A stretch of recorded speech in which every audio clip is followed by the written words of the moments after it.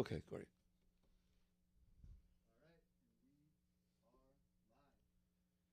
We're live? We live? We're Mean live. it this time, Christian. Live. And we got the audio on. And the description is correct. Oh, my goodness. Ken Evans is here for his 20th We should episode. have checked before he It's just the had the right live channel. thing. My goodness gracious, Mickey, if we're live, you know what that means? 100 motherfucking 100 episodes, brother. baby. 100 episodes. Let's go. Slick and Let's Thick is go. in the building. 100 episodes. We've got a live studio audience here today, and we have two of the best guests we've ever had. One of them we made a co-host, and the other one is a legend that needs no introduction. Right there in the middle, the man, the myth, the legend himself, Chazz Palminteri, ladies and gentlemen. Chazz Palminteri. Let's go, Thank baby. you. Chazz Pete. And not to be outdone, a star of film herself, Candice Horbacz. Co-host of Canceled Weekly is now sitting in on Slick and Thick. Hit it, Christian. And we got a message. We the outpouring of love that we've gotten for this 100 episodes is so awesome and makes you like so filled with gratitude. And one of the guys, Gerard cried. yes, Oh, really? He happy cried. but he took away the food I was eating. You know, Yeah. because Chazz. I took away his food bowl. I may be a sugar addict. Oh, no. So so it was welling up anyway, and then I was just overwhelmed. So, but Frankie Edgar, big fan of the program, man, big friend of ours. One of our brother podcasts. Him and Roger Matthews have the Champ Champ and the and Tramp, the man. Tramp out there in Jersey. And Frankie, roll the tape, man. This meant a lot. I want to congratulate my guys, Mick and G, on their 100th episode for Slick and the Thick podcast. That's big Slick and things, the Thick. fellas. Can't wait for 1,000. Let's go. Frankie's the best, bro. Tom's River. You know what Tom's River is because of Frankie Edgar. No doubt You know what about I it. mean? Yeah. The Like, answer. You know how put that on good the you've map. got to be for them to nickname you the answer? He's the best. He just got in the UFC Hall of Fame, too. UFC Hall of Famer. It's amazing. Hall of Fame human being, Frankie Yeah. Edgar. Yeah, But- someone I looked up to for years. For Yeah, sure. and one of like the original tough guys, like just a tough guy. Got in there, didn't matter what the weight was. Oh yeah, this guy weighs 15 pounds more than me, and I'm taking the fight on 2 weeks. Yeah. Yeah, He's go. an OG, man. He's the Now, best. one Yo, thing. Go ahead. Go, yeah. No. You I was gonna say, now, Chazz, you came by Killcliff FC, and you got Yeah. to see some of these guys the other day. Now, one of the things, I don't think a lot of people know this. We've talked about it a little bit on our show with some other guys. I don't think a lot of people know that people fight 25, 30 pounds heavier fight night than they are when they weigh in. Yeah, I'm confused with that. I grew up in the boxing game, and it doesn't seem that way in the boxing game. I mean, they more do their whole training camp on weight. I think nowadays they will do a little bit of a weight cut. Yeah. But what we do is more like of the wrestler mindset. Yeah. So it's like more of a dramatic weight cut. I mean, don't you think people should be weighed before the fight? Yes. They are weighed before. You mean right before the fight? I mean, right before the fight. Yeah, we are, but just for like their knowledge. I'll be like 170 when I weigh in, and I'm like 189.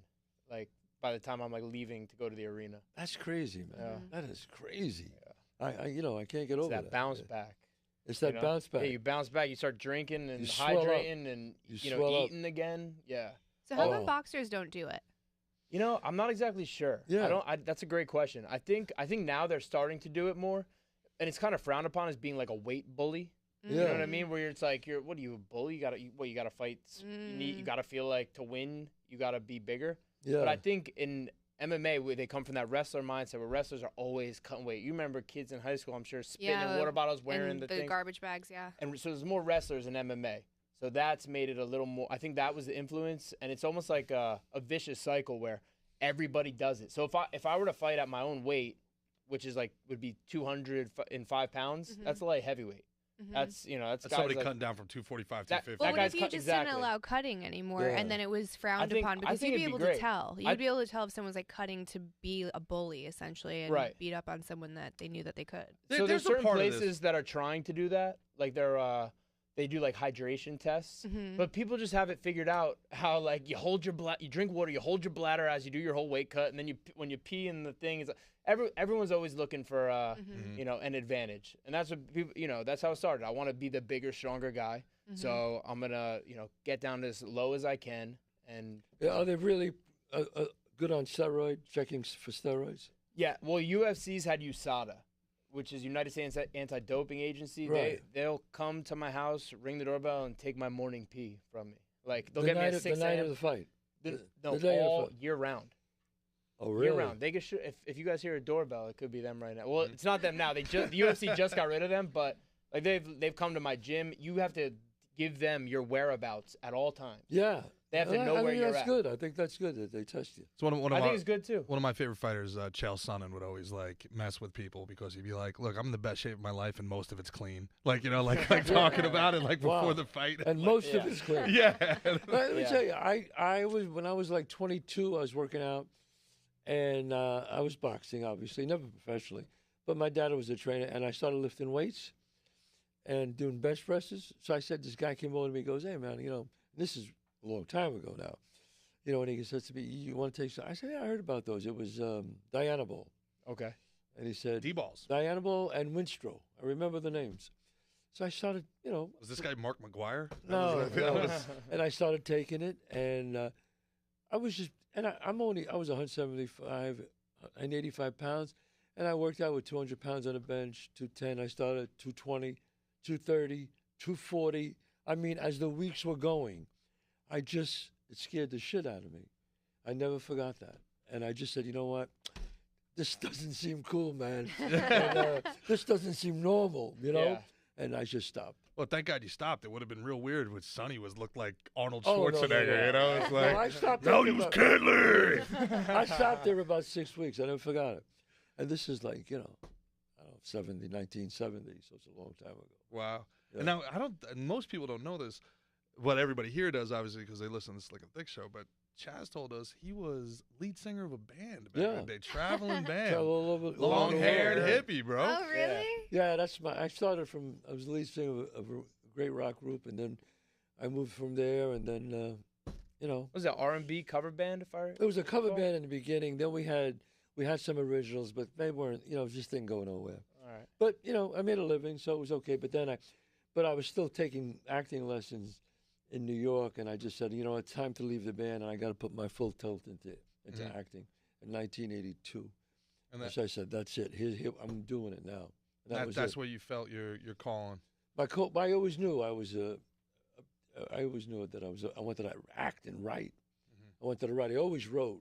So I just, I did this thing but I was like the first guy ever to write a one-man show and write the movie script and then perform the whole movie on stage by himself. And that's what all these guys came to see it. You know the story. Of course. He offered me all this money, and I kept saying no because they didn't want me to play Sonny. I said no, 200,000, 500,000, 1 million. And at the time, you were a starving actor. You weren't. I had $200 in the bank. $200 in the bank. That's correct. And you turned down $250,000. I turned down $1 million. I went from 250 to 500 to 1 million. Well, they wouldn't let me play the part, and they wouldn't balls. let me write Steel it. So fucking balls. $100,000? Sounds Yeah. good to me. Gerard Yeah. give you his life. Enjoy. Here. and then Do you finally, want Take my my balls? body. Do you want my balls? no, you gotta. I said no, and finally Robert De Niro saw it one night, came to the theater, and bam, that's how it happened. Wow. And then put you on a trajectory. That was it. I went from a totally unknown Broadway actor to like bam. Did you feel like fate or destiny to some extent? Total faith Yeah. and destiny. Yeah. Both. I knew it was going to happen. I mean, I knew I was going to make it. Mm-hmm. It's just people said, "Well, did you ever think about quitting?" I said, "No, no, never thought about it. Never once, not once. No. I said either I make it or they take me out in a box. Huh. One or the other. I mean, I'm not right. Well, it's called the time. But I'm not right in the head. I just said, look, to turn down $1 million when you have no money, I just had such a vision that this was going to happen. wow. Because everybody wanted it. The whole world wanted it. Mm-hmm. It only happened twice, Stallone and then me. That's it. In the history of show business, it's happened twice. So Everybody else hears the story. You It's like, said I'm going to doing- stick to my guns. Like doing the stick Now to they're parking stick to your cars on guns Hollywood part, Boulevard. or like What's having that? sticking to your guns and turning people down. Stallone did the same thing with, same with thing, Rocky. yeah. With same- Rocky, yeah. You know, Okay. other people go, yeah, well, I'm going to write something. I'm going to do the same thing. I'm going to say, look, babe, because I tell these other actors, I said, listen to me. what happened to Stallone and what happened to me is an anomaly. It doesn't happen. It's like a shooting star where all the planets are just right and everybody wants it. I said, but unless it's that, don't take a chance on saying no. Now, is there a lot of pressure from the other actors to try to force you out of such a great role?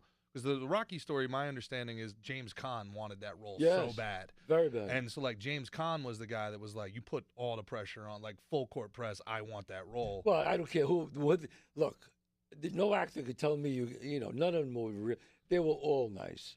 I mean, Pacino saw it. He wanted, Jack Nicholson saw it. Well, they're not going to tell you. They're half your size to begin with, and now you're all who juiced else? up. Robert Redford saw it. Burt Reynolds saw it. All those guys wanted to play Sonny. Burt Reynolds? Burt Reynolds. As Sonny? As Sonny. That's correct. Don't forget. This we is talked about that on the this last is 1989 now. Don't forget that. It's a long time ago. 1988. I want to say on behalf of the culture, thank you for holding out. Burt Reynolds as Sonny would not have. And don't get me wrong, I like Burt Reynolds a lot. And Not for that role, yeah? Not for that role, no, but he was a wonderful actor. He was. He was. And I liked him a great deal. But I was the guy. I was Sonny, period. End of story. Well, that's not true, though. You were Calogero. Oh, in real life, it's my life story. I'm the little boy Calogero, yes. Yeah. My real name is Calogero. Yes, that's correct. Yeah. And, it's one of those things, man. I just hit it, and it just exploded. And the rest, they say, is history. Was that fight really over a parking spot? I still don't know. My father died at 91, and I always asked him to tell me what was it about. And, Italians, they speak in non sequiturs. Yeah, Sure. things happen. People, women, money. I went, forget it. I said, forget it. Now, Mick, what are you doing over there? What are you pouring out there, bud? I'm popping open this. I couldn't wait. Sorry, guys. Oh, yeah, so my I wife. couldn't wait. This is we got this. Yes.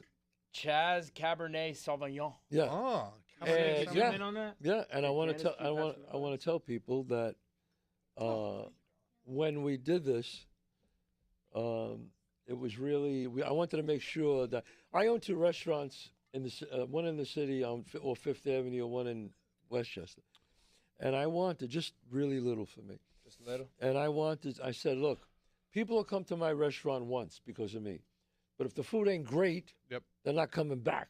They could give 2 shits how Right. But I said, if I do the wine's got to be great.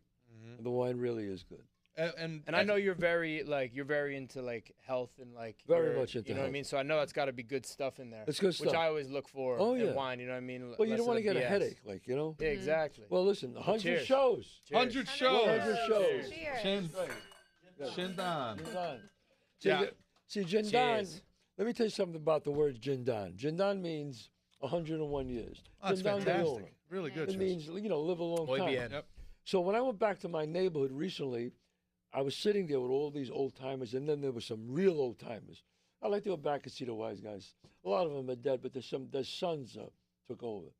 So I went back there and I went, hey, we will drink. And I went, Jindan. And one of the bosses looked at me and went, and I was like, what did I say? He goes, no, Jindan, no. He goes, and he points to the 4 guys on the other side. He goes, 97. He's 98. He's 90. What? I only got 4 more years. So you have to say Senzafini, which means a long time. Senzafini. Without then. Without end. Without end. All right. Slick and thick. Senzafini. Senzafini. That means without end. If you say Jindan, it's like 100 years, and they're close to it.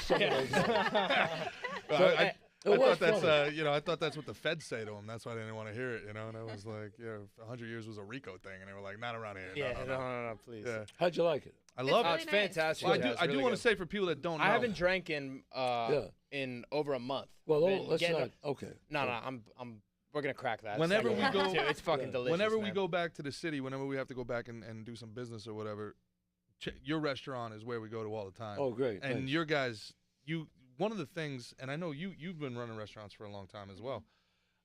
It bothers me to no end how bad service has gotten. Yeah. Oh, it's Everywhere. awful. It's And awful. one of the things that you do wonderful at your place is the service is through the roof. Well, there Gotta was be. actually a place we went in Vegas. I took Mick out for his birthday in Vegas, and I spent about a week's pay on a nice Right. birthday dinner.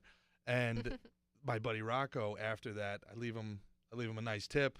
My buddy Rocco was like, I want a beer, just to bring a beer. They bring him a beer and the check. And it drove me out of my mind. Out of my mind that they would give him the check for a beer after I just gave them like a $250 tip. That's just stupid. Yeah, it drove me. That's. It ruined my night, right? Yeah, like I couldn't get over it. We I go Ubered to home. Chazz's place and they bring us all a bunch of stuff on the house. Like Yeah, they're like, well, it's not even that. It's like they're just attentive. They're serving you. Yeah, but they make they're you feel professional. like not like they're just trying to bang you out. Oh, Like yeah. it's like they're trying to like we're doing something. There's here, no you know what I worse mean? feeling than going to a nice place these days. I mean, the food is good, right? But if I wanted to cook good food, I can cook it at home. It's the experience, right? It's all the experience. People don't realize when you have a restaurant. Like I said, right off Fifth Ave, you do a 46th Street, 30 West 46th Street. Excuse me. And it has to be great. The experience from as soon as you walk in, the first person you always have like a nice. I know it sounds a little sexist, but you want a pretty woman there. She goes, "Hello, welcome to Chazz Palminteri." A smile on your face. It has to be. I mean, there's a lot of great restaurants all over the world. Yep. Why are you coming to my restaurant? Why? It has to be the experience. You're absolutely right. Yeah, because that's you want to feel like Yeah. you're going there. This isn't a Tuesday and I'm hungry, right? It's like you're going there for something. You're spending money, real money. Yeah, and you want to have a good time. I mean, is this something you've been doing? What is it? 10 years now? You guys have had restaurants? Oh, I think the first one it's going on like 14. 14 years. 14 years. Yeah. Yeah. But there's more they're like sports bars, Americana kind of thing. Yeah. You still got to have good food, good service. Yeah. Otherwise, people go, you know what? I don't want to go there no more. Yeah. Yeah. I knew this one place, great food, but the maitre d' was such a sourpuss. Yeah.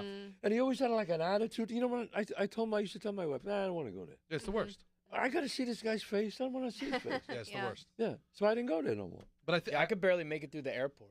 Everyone's talking like they're like this huge authority figure in the airports. You know what I mean? Like they're like TSA. like I did something wrong. Like I did something wrong is- by just being here. Yeah. It's the worst.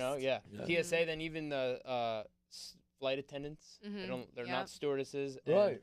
masseuses Yeah, or but they're massage also- therapists. They're also not air cops either, because I think they think they're air cops. Oh, they're yeah. kinda, And they're not air They're air cops. twats for the most part. Like they're pretty fucking rude. Like you know what I mean? Like step like you know what I mean? Right. You almost want to check them, but I don't think they would like get it. And I was like, hey, like Right. I don't like the way you're talking at all. You know what I mean? They'd be like, Bugga, you know what I mean? I don't think it would even land. Like I don't, you know?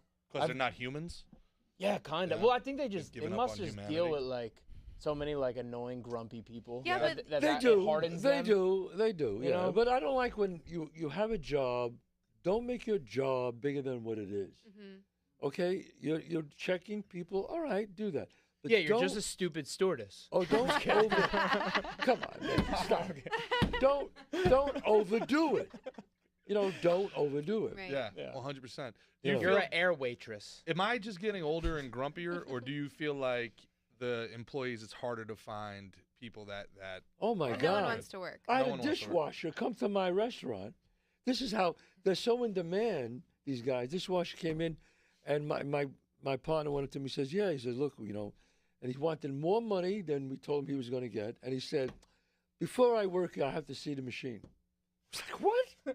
I have to check your dishwasher. I'm only trained in Dyson. look like down, buddy. You're looking at him. I have to check the machine because if it's one of those older ones, it's too hard work. He said. Oh. Wow.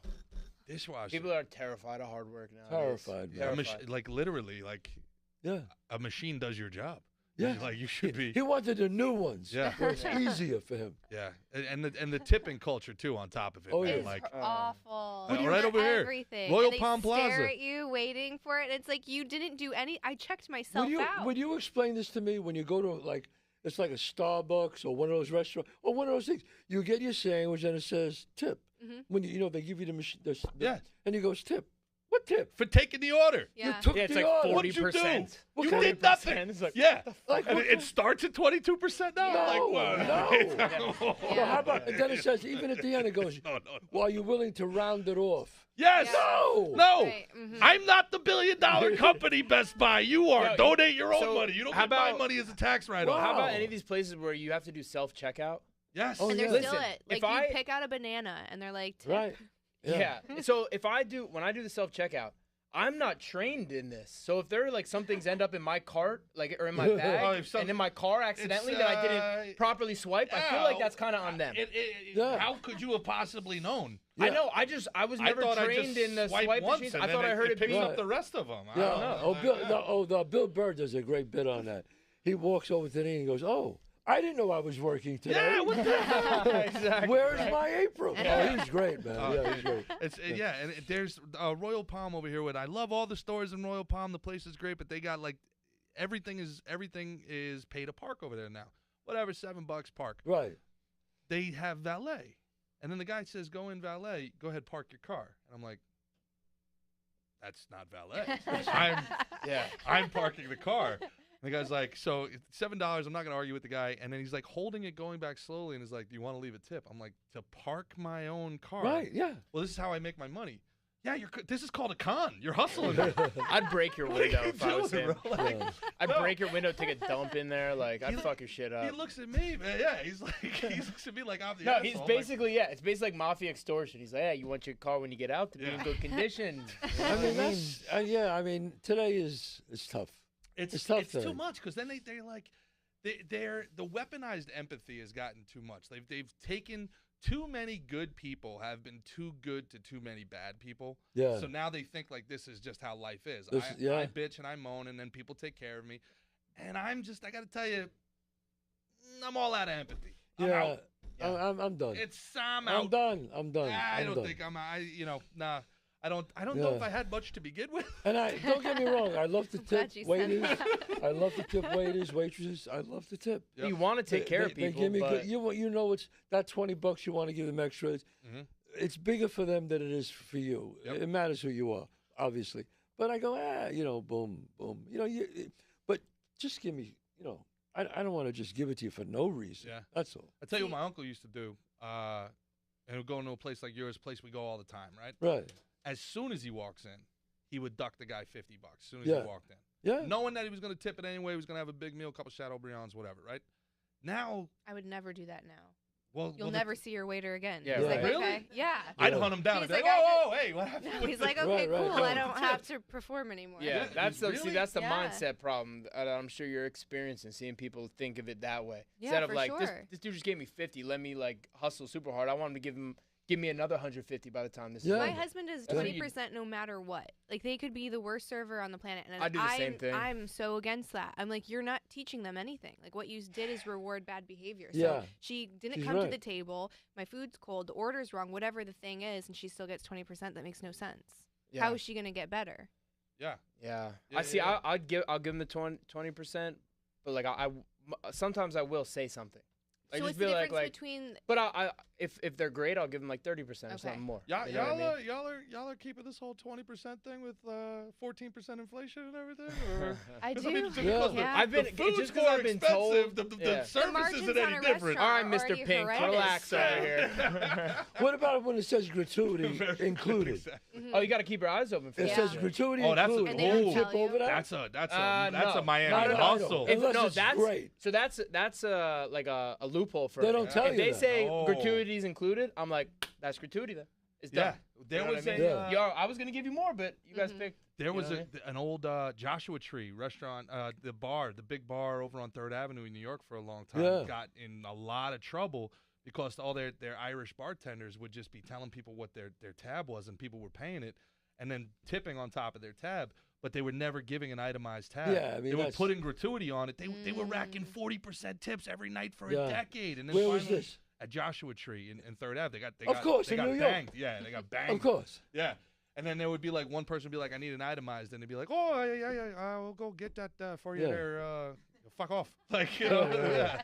There was they were like, "Oh, the printer's down." Every time Right, they needed right, the printers. I don't I know mean, what's come happening. on. It's a scam. It's a scam, man. And I feel like that about almost everything these days. Like I'm like, Yeah, you do, dude. You're very everything is a cynical. We scam. know it's 100 But episodes. It's gotten bad, It's 100 though. episodes. It's gotten bad. I used to It's sit been down 100 before your ass hit the seat on the episodes. table. There was water and there was bread on the table. Now they charge you for bread service. This world's gone to hell. But the You bread's better get now that you between pay him for and his it. carbs, and all hell breaks I'm just loose. saying.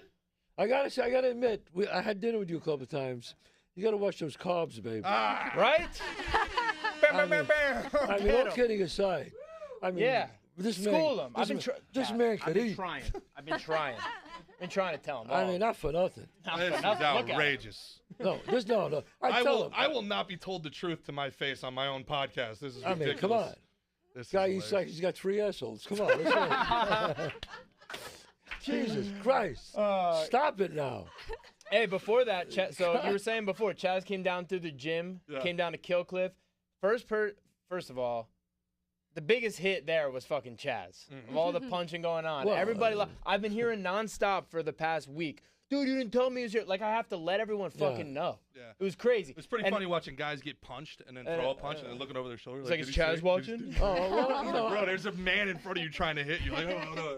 no, Yeah. that was great. I mean, it was great to watch. You know, it was great to watch the real deal guys. Great watching Mickey. You know, and I was like, whoa, shit. You know, I mean, guys who are the real deal. You know what I mean? Yeah. Mickey decided to put on a little show for Chazz. Yeah. Didn't I went a little hard. You're peacocking. You went a little hard, Mickey. I don't think Well, I he got a little told rough. the You got a little sparring rough, partner But I did that the it same was exact go shit time. today. I did the same exact shit today, even without Chazz there. I felt so bad. I said, this guy's getting his ass kicked because of me. It was terrible.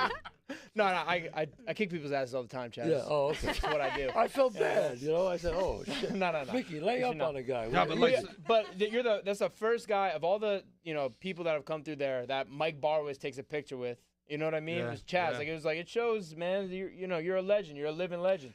And, Well, and I'm telling you, I- I've been getting nice my people. balls busted.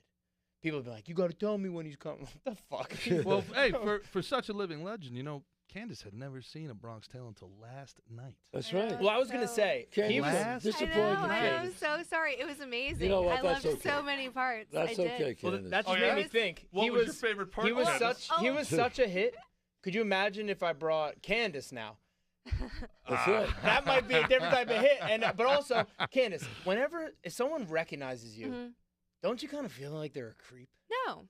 I do. Whenever I'm like, yeah, I do. don't. In Austin? Like, no. Well, that was different, and I'm sure that guy's I absolutely not. do. Yeah, that guy was really weird. I think they're I creepy. think Sure, I almost got serial killer. murdered. Yeah. I Gerard feel like almost they're kinda facilitated creepy. it.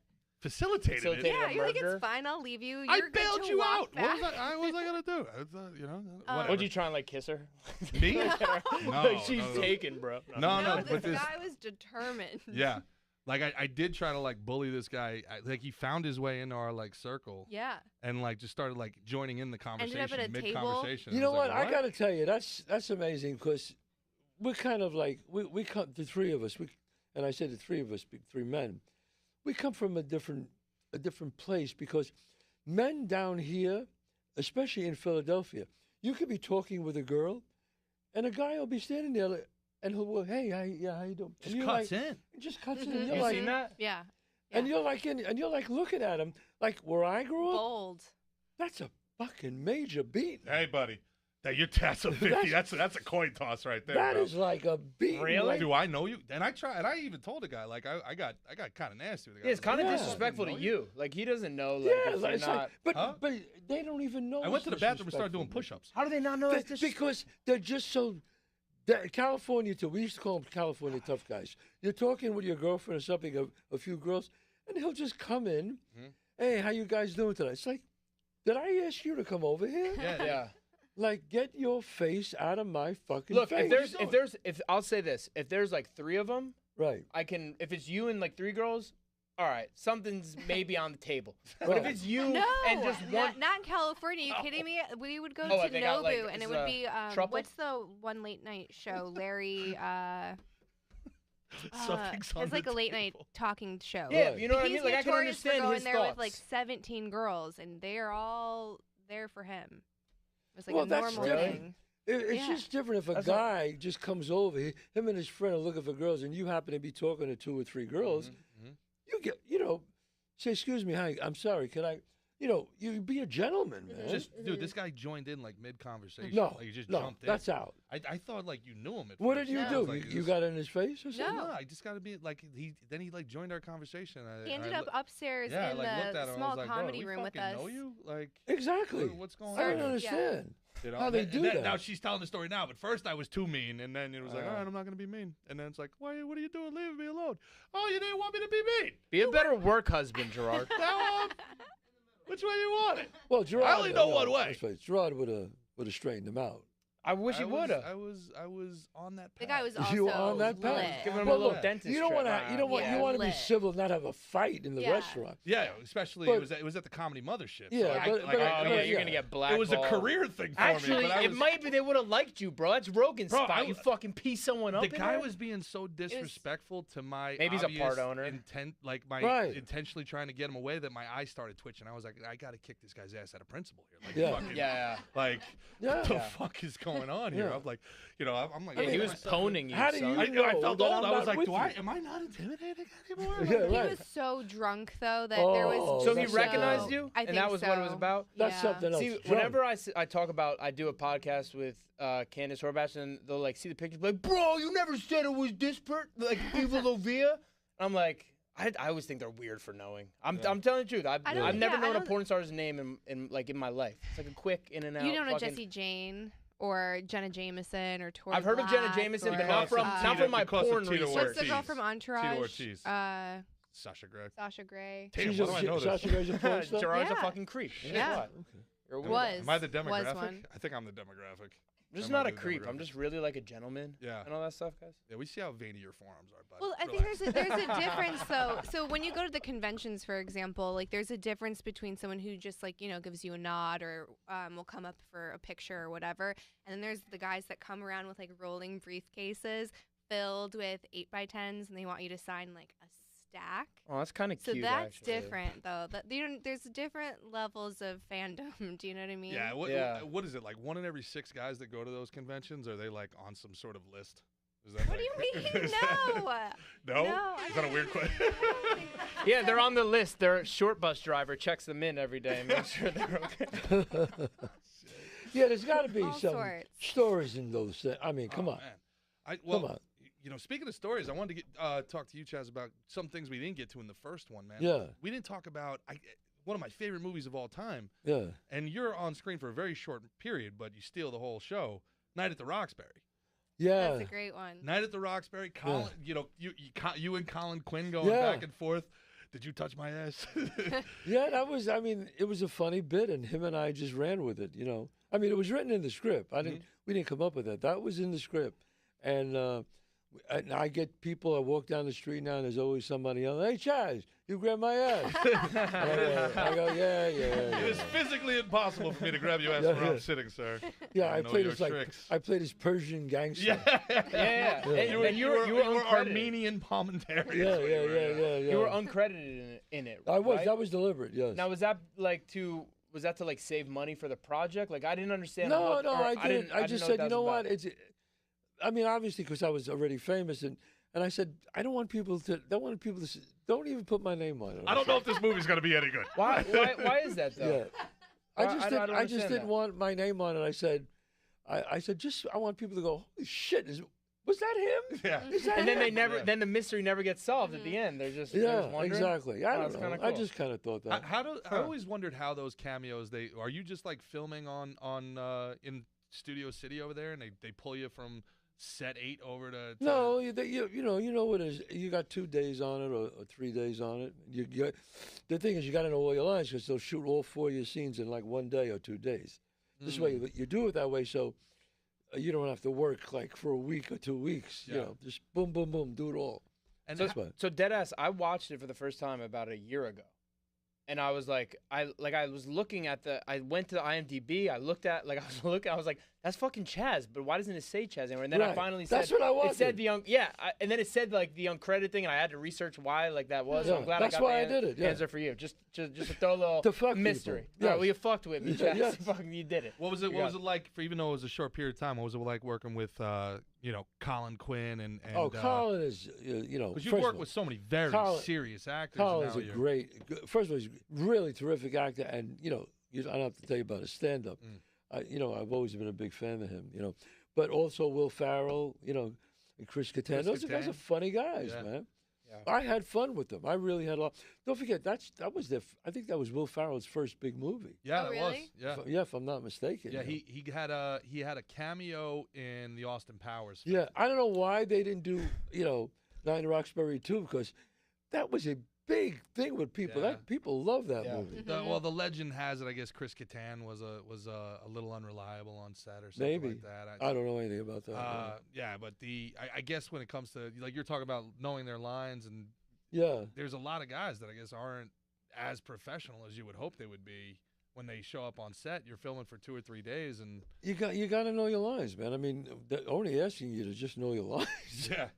You know, just So- know your lines. 'Cause that's what you got to do. You know. One of my favorite movies of all time, Apocalypse Now. One of the greatest actors ever, Marlon Brando, shows up like, 30 pounds overweight, doesn't know any of the lines. Well, he does So- that. He wants you to put, because I know the whole story with Marlon, because Bob and Sean are my friends, and they always told me that Marlon would have his lines all over the set. When he went there, walked there, he would say, but he always wanted it to be like, he'd be walking and he'd just kind of look and go, I don't know why. So he would pick up the line, and then he wanted it to be like it just came to his head. That in reality, he was just lazy. Just lazy. Do you ever think of that with like method, where you take like, not Daniel Day-Lewis, but he's like probably the most famous method guy, or Jared Leto. Do you think that's ever just an excuse for guys to be an asshole? No, Like, I'm gonna for 48 hours, I'm gonna act like the Joker because I'm method. I don't know. I've never done that. I've played 70 movies, and I've never been, well, when I get off, when they say cut, still call me by my character. I've never done I've that. been in 2 and I've demanded it. Both of them. I've been in method the whole time. No, I've heard people do it, and that's fine, and that works for them, and that's okay. I'm like an extra. I mean, Daniel Day-Lewis did it in Lincoln, I think, and how could you say, well, why are you doing it? He's one of the great actors. Yeah. So if that works for him, and it worked for Jim Carrey, but, and Carrey's a brilliant guy.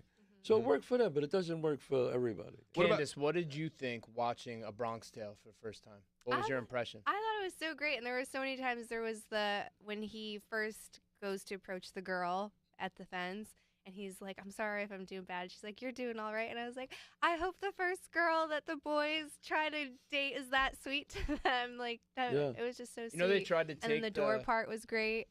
They tried to take the interracial dating out of it. Yeah. Oh, really? crazy? Out of the movie, yeah. And I told Bob, I go, no, that's not happening. It was too. No, they just thought it slowed the movie down, they thought, which was so stupid, because it gave the movie heart, and it gave the movie pathos. And as Gerard says, Yeah. that'd be their favorite thing nowadays about it. Of course. For sure. Yeah. And it also Yeah. solidified the stakes of the era. It wasn't just like, this wasn't just like, This is 68. it's 68. It's the heart of it. Martin This Luther King is- just got assassinated. Robert Kennedy got assassinated. And you're a kid trying to grow up. I mean, it's a coming of age story, really, right? Right. It's not a So- gangster movie, no. But everybody No. thinks it's No, a it's a gangster love movie, but story. yeah.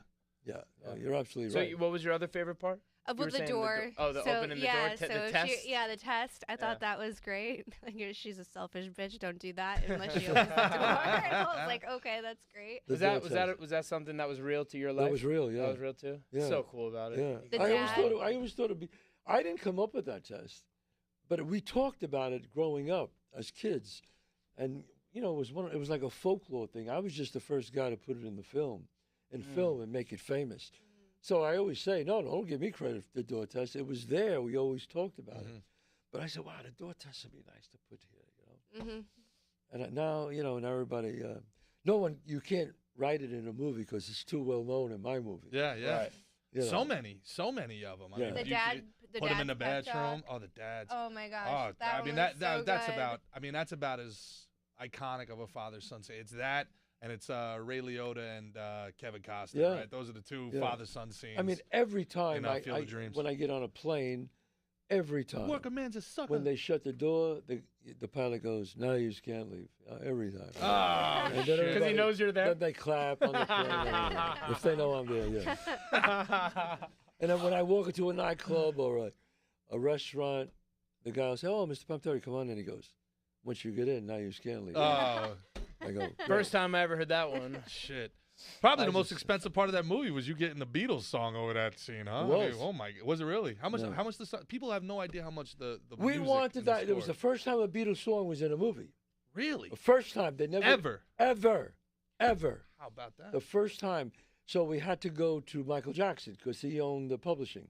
I know they broke up him and Paul McCartney were good friends. Yeah, and he wanted for 40 seconds of Come Together $450,000. What? $450,000. Whoa. Well, you know, he's So got to buy diapers for his you boyfriend and imagine that? stuff. So, but then Bob went to him and spoke to him and said, "Look, could you help us out here?" And he gave it to us for $250. For 40 seconds. 40 seconds. Yeah, Sheesh. Generous. Sheesh. $250. Going back to method, I'm always interested in this. Like, Candice, how do you prepare for your roles? Do you do you work as a school teacher for 2 weeks to really understand the idea behind, or like, you know, become a stepdaughter? Like, how does that process work? I feel like I've never invested that much time into that part. Oh, the Ben Affleck you method. you need to get into the craft, girl. That's You're not. it. I feel like you're not taking it seriously enough here. We'd actually. All jokes aside, like everyone is like, "Oh, we skipped this part," but we actually did a Kill Bill parody, and it went. Chris, go ahead, pull that up. And Tarantino actually watched it. Like, so he got the script So before there's feet in it. We know that. he watched it, and he's like, "This is awesome."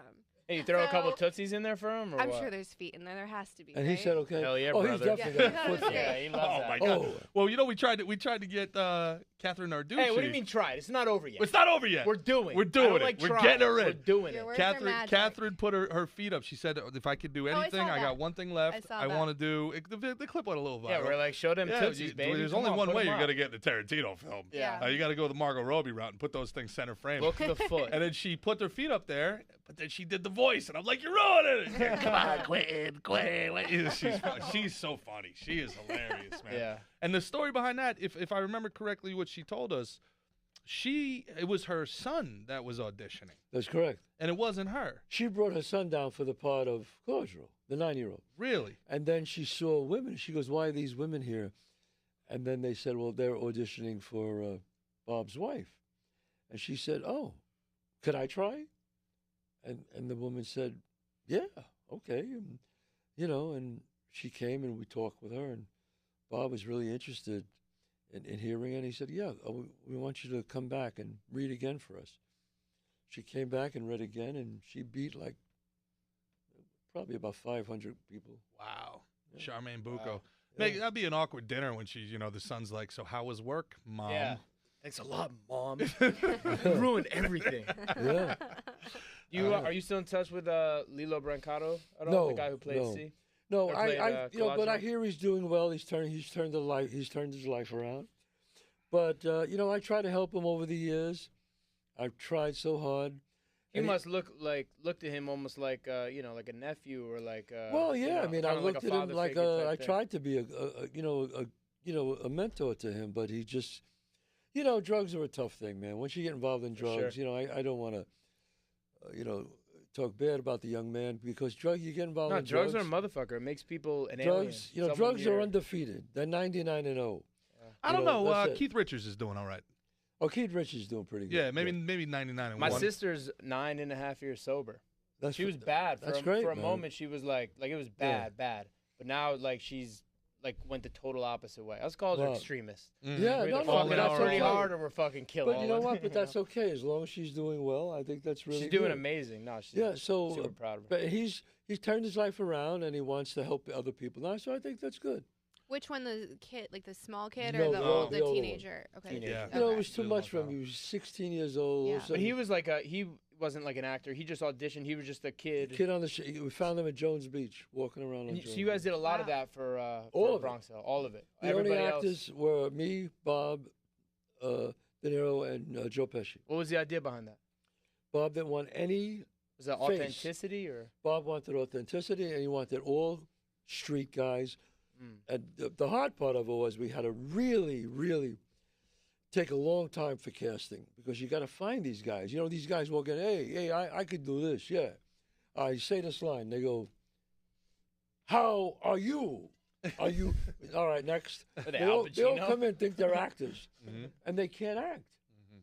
They can't act, but Mhm. you'll get that one guy who just is good, and that's the guy that gets the part. I saw Martin Landau say something once.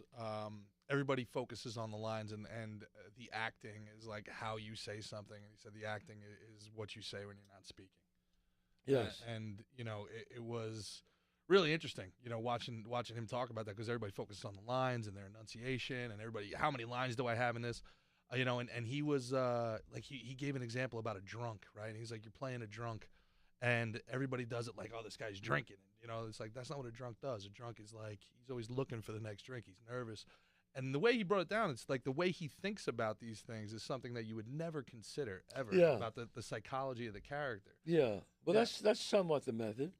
I mean, Lee Strasberg used to say to us, I was fortunate enough to study with Lee, and he said, like, here, this glass here, he says, you don't play drunk, you play sober.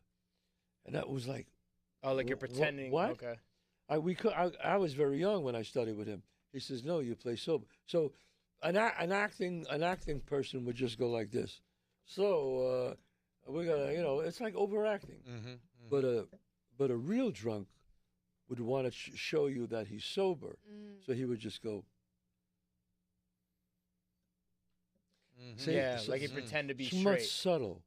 It's much more subtle, and that becomes real as opposed to being, you know, it doesn't work. You know? And then in comedy, do you try to be subtle, or do you try to turn it up for comedy? Well, it matters what kind of comedy. If it's a farce, or if it's a sitcom comedy or film comedy, it's a different note. You hit it differently. A sitcom funny, you could be bigger. If you're on Broadway, you could be even bigger, but you got to reach the top row there, you know. But a film, it's all here. It's all here. So over the years, you learn these things, you know. But if you could do theater, then you could do anything. That's why theater is the real craft. Yeah, I've heard that a lot. But some people who are movie stars cannot do theater. Really? That's what they try to do, though, right? To reinvent themselves. Well, they or try, something. but some of them could do it. Yeah. But most of the time, Candice, they just go, "Oh shit, man, this is too hard," because you got to do it every night. You got to know all your lines. Like it's not like movies. You know, you do the take and then they go, "Cut. Ah, you screwed up. All right, let's do it again." That's not the way it is on Broadway. You got to be right. You know, but that's how. That's like when you're in the gym and you see the guys really work hard. That's the nuts and bolts of theater. You know, the fighting in the ring, you know, that's the easy part, if you know what I'm saying. It's the training. The day in, day out. Day in, day out, getting up, working hard, doing your road work, doing this, doing that. That's hard. So what's the difference when you have like an indie production versus something that's more mainstream? Because you could have the same caliber of actor that's maybe doing indie, but it doesn't come off as natural, almost like it seems more like you can catch the acting. And is that in post? Something like that, sometimes they can't afford really good actors. They don't have good actors. But what if it's, let's say you have someone like, what's that guy that plays Kylo Ren or Adam Driver. So like, let's say you have an Adam Driver indie film, like he's obviously like a good actor. He's a great actor. But it's something about the post where if there isn't the budget, it doesn't translate as well. Yeah, it's sometimes, you know, if the sound isn't right, if the set, you know, when you're dealing with independent. But a guy like Adam Driver, even myself, if I'm going to do an independent movie, I want to know what's the budget, who's shooting it, who's producing it, who's directing it. But you have a lot of independent movies that they just don't have the money, and it comes off kind of chinsky. So much of this is fixed in post that a lot of times indie they run out of budget. So is it the music and like background noise? They just run out of money. They run out of money. Yeah. But that's a great question. I mean, before you were Chazz Palminteri the actor, you bounced for a long time, right? I was a bouncer. So you were a boxer, you were a bouncer. Yeah. Were you you ever tune anybody up out in Hollywood? I was not known. I was known as like the Perry Como of. You were the cooler. I was cool. I was always cool. I would very, very, you know, before I tune somebody up, they really have to get at me. And I was like the head of the bouncers. So I had these like, back then it wasn't MMA, it was these black belt karate guys and wrestlers. So I would say, hey man, you know, I don't want to sick the wolves after you. You better stop. You know, usually it would stop. Only a couple of times a guy just, you know, I had to tune him up. I just you know, he kept coming back and asking he wanted money from all the bouncers and everybody's going, get him out of here, you know. Who wanted money from the bouncer? This guy, he was kind of high and he wanted money, and he was so annoying. So finally, I said, hey, look, if I give you money, are you going to go away? And the guys at the bouncers are going, don't give. I said, look, I said, here's $5. Do me a favor, just go, just go, you know. And he said, oh man, thanks a lot. And he left. I said, all right. I said, it cost me $5. The guy's out of here.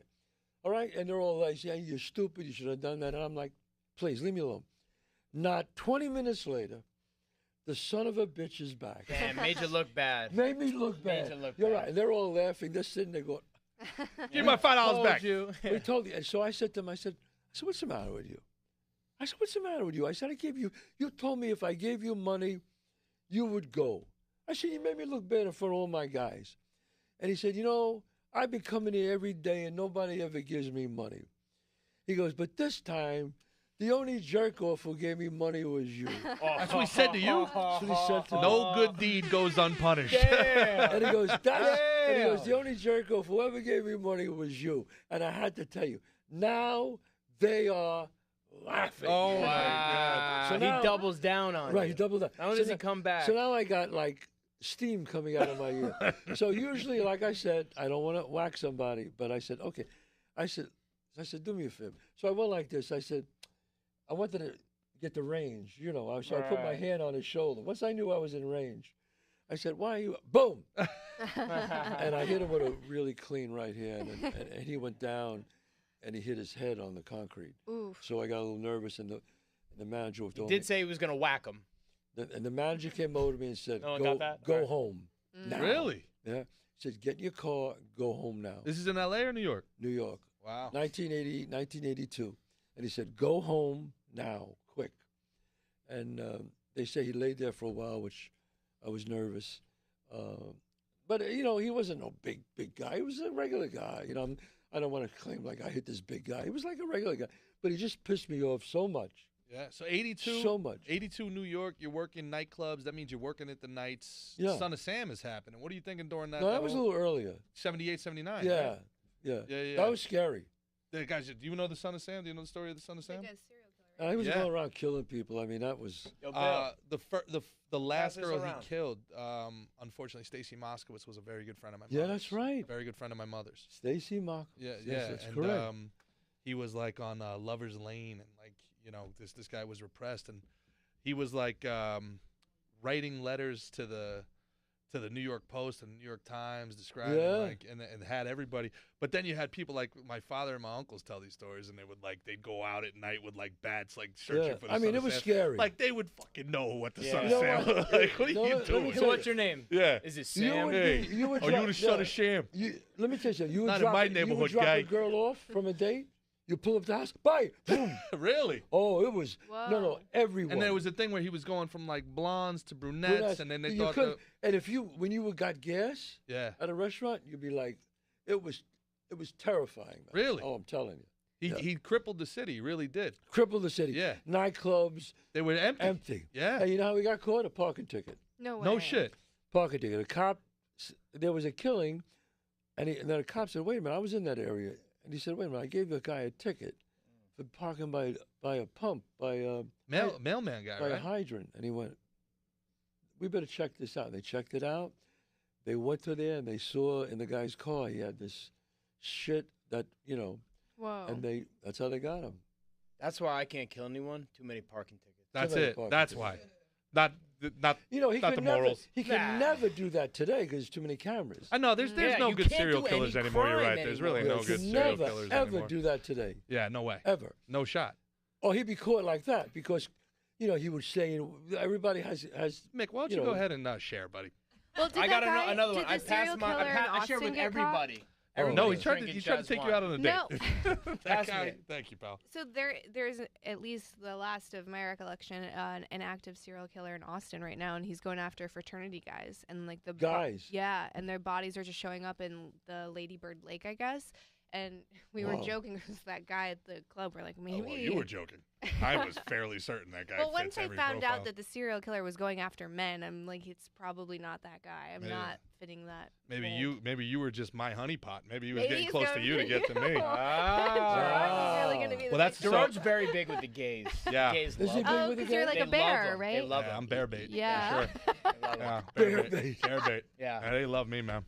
And I Bear love them, bait, and or I are love you a them back. bear? He is the bear. I'm bear You're the bait. bear. No, I would love to be gay. Are you kidding me? Oh God, women are the worst. But Chris Here I loves am. that one. Chris, that You know was a what? personal here I am, one for you. sadly hetero. He'd be big in the gay community. Oh, yeah. Literally, he's huge. I'm big in Yeah. any community, baby. Oh yeah. But the Our producer Christian's gay. Oh yeah. Okay. I mean, he's not. But Chazz doesn't know that. how bad do you want to roll in Chazz's next film, there, Chris? Wow. Yeah. What happens with that? What the Well, you get people that do wild shit in LA that like. Where does the pressure come from folks? Like, you know, they say weird shit on the internet. They come on with everybody. Like, they support odd politics. Who is putting the pressure on these people to, like, kind of conform, do you think? I don't know. I mean, I don't know if people do it just to get clicks or if that's really how they are. Really? But today, you don't know anymore. Every actress has 3 trans kids all of a sudden. It's mathematically That impossible. is It's impossible. wild. It's mathematically Yeah. impossible. That's wild. If you have a trans kid, God bless. Live your life. But 8-year-old and you got 3 of them, I got to feel like somebody should get involved there. Yeah, I think yeah, that I think that's a little. I think. Look, I think anyone has a right to be whatever they like. I do believe that, but I think you can't do a 5 and 6-year-old and try to tell them, well, you are a girl. I think that's wrong. When you're 18, 21, you want to change. Sure. God bless you. Go ahead. Yeah. If you're my child, I'll pay for it. But could you wait till you're 21? Yeah. At least that? I mean, Yeah. think about it. They don't know if they want to be Superman or Batman Yep. when they're growing up. Now you want them to like pick. Yeah, I wanted to be A Stone Cold gender? Steve Austin when I was little. Yeah, but like, Yeah. Shave my head, put Yeah. a goatee. there's this idea that like transgenders or like drag queens or some like new thing that came out. When I was first getting started in comedy, Greenwich Village, they were all over the place and it was fine. They were It was cool. fine. They were cool. They'd hang out. You'd have drinks. We You'd be like, had hey, what's going on? there was a club when we were like growing up. There was never a problem. No problem. I don't understand that. It was never a problem. Well, because we were all out at night. We were all adults. We were all at bars, and there was no like, hey, you know, Yeah. what are you doing tomorrow? I don't know. You want to go read to a fucking kindergarten? Did you see that new documentary by the Starbucks? It's like Robbie Starbuck and his wife. I didn't. I saw it, but I didn't see it. I saw they We did just it. started it. Yeah. The thing I get nervous with him is like he They don't own seems- Starbucks? No, different No, Starbucks. no, He's kind of no. like a political commentator Oh. talking. Okay. So I've heard the guy. name before. He He's- was a director, and he was like Yeah. a. Is that his a real very- name? No, Robbie Starbuck.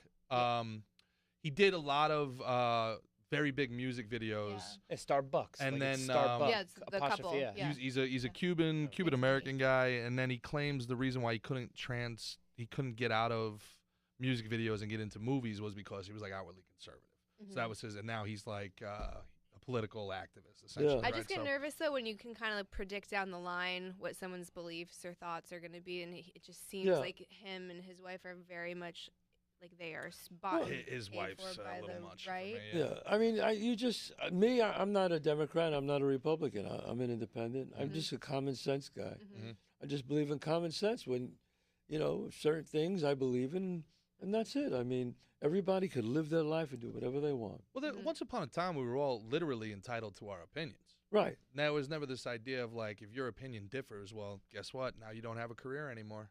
That's not how we Yeah, did I don't here. think that's right. This is America. This is America. This is the idea. We all have different opinions, and I think that should be the way. What do you say? What do you think in the Bronx when you're seeing what's going on in New York and the are you go back in the old neighborhood? at Yeah, all? I go back to my old neighborhood a lot. Yeah. What's happening with all the crime and everything like Well, yeah.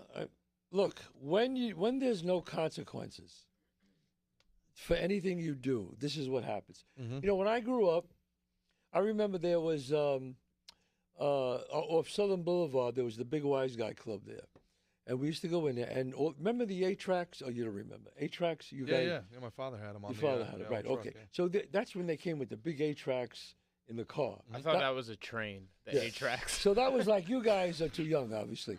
But all the junkies would break into cars and steal the 8-tracks. You probably remember, it's basically the same thing as, remember when guys would get like their Honda and then they'd put like a 6 CD changer? Well, I do remember people getting changers. like, I Yeah. remember there Steal the being 6 CD signs changer, on cars saying like the CD player won't work Won't out work, of right. the Yeah, car. exactly. So I remember people There was this jacking big those thing. things. There was this big thing when I first got my first car. It was Right. like, if somebody bumped into your car, it'd be like, this car is protected by Viper. Stand back. Yeah. It was like, Right. So it was 8-tracks. So the wise guys got pissed because they always had their 8-tracks in their Cadillacs. So what they did was they got a van. They had a van. They got a bunch of them got in it with some of the henchmen. They went and they grabbed the 2 leaders of all these guys, this gang. They grabbed them and threw them in the thing. They said, "Okay, listen to us. We know what you're doing." In the back, I wasn't there, but they told me. They said, "We know what you're doing. Here's what you're going to do. You want to rob all the 8-tracks on that side of the street? Go ahead. We don't park there. We park on this side.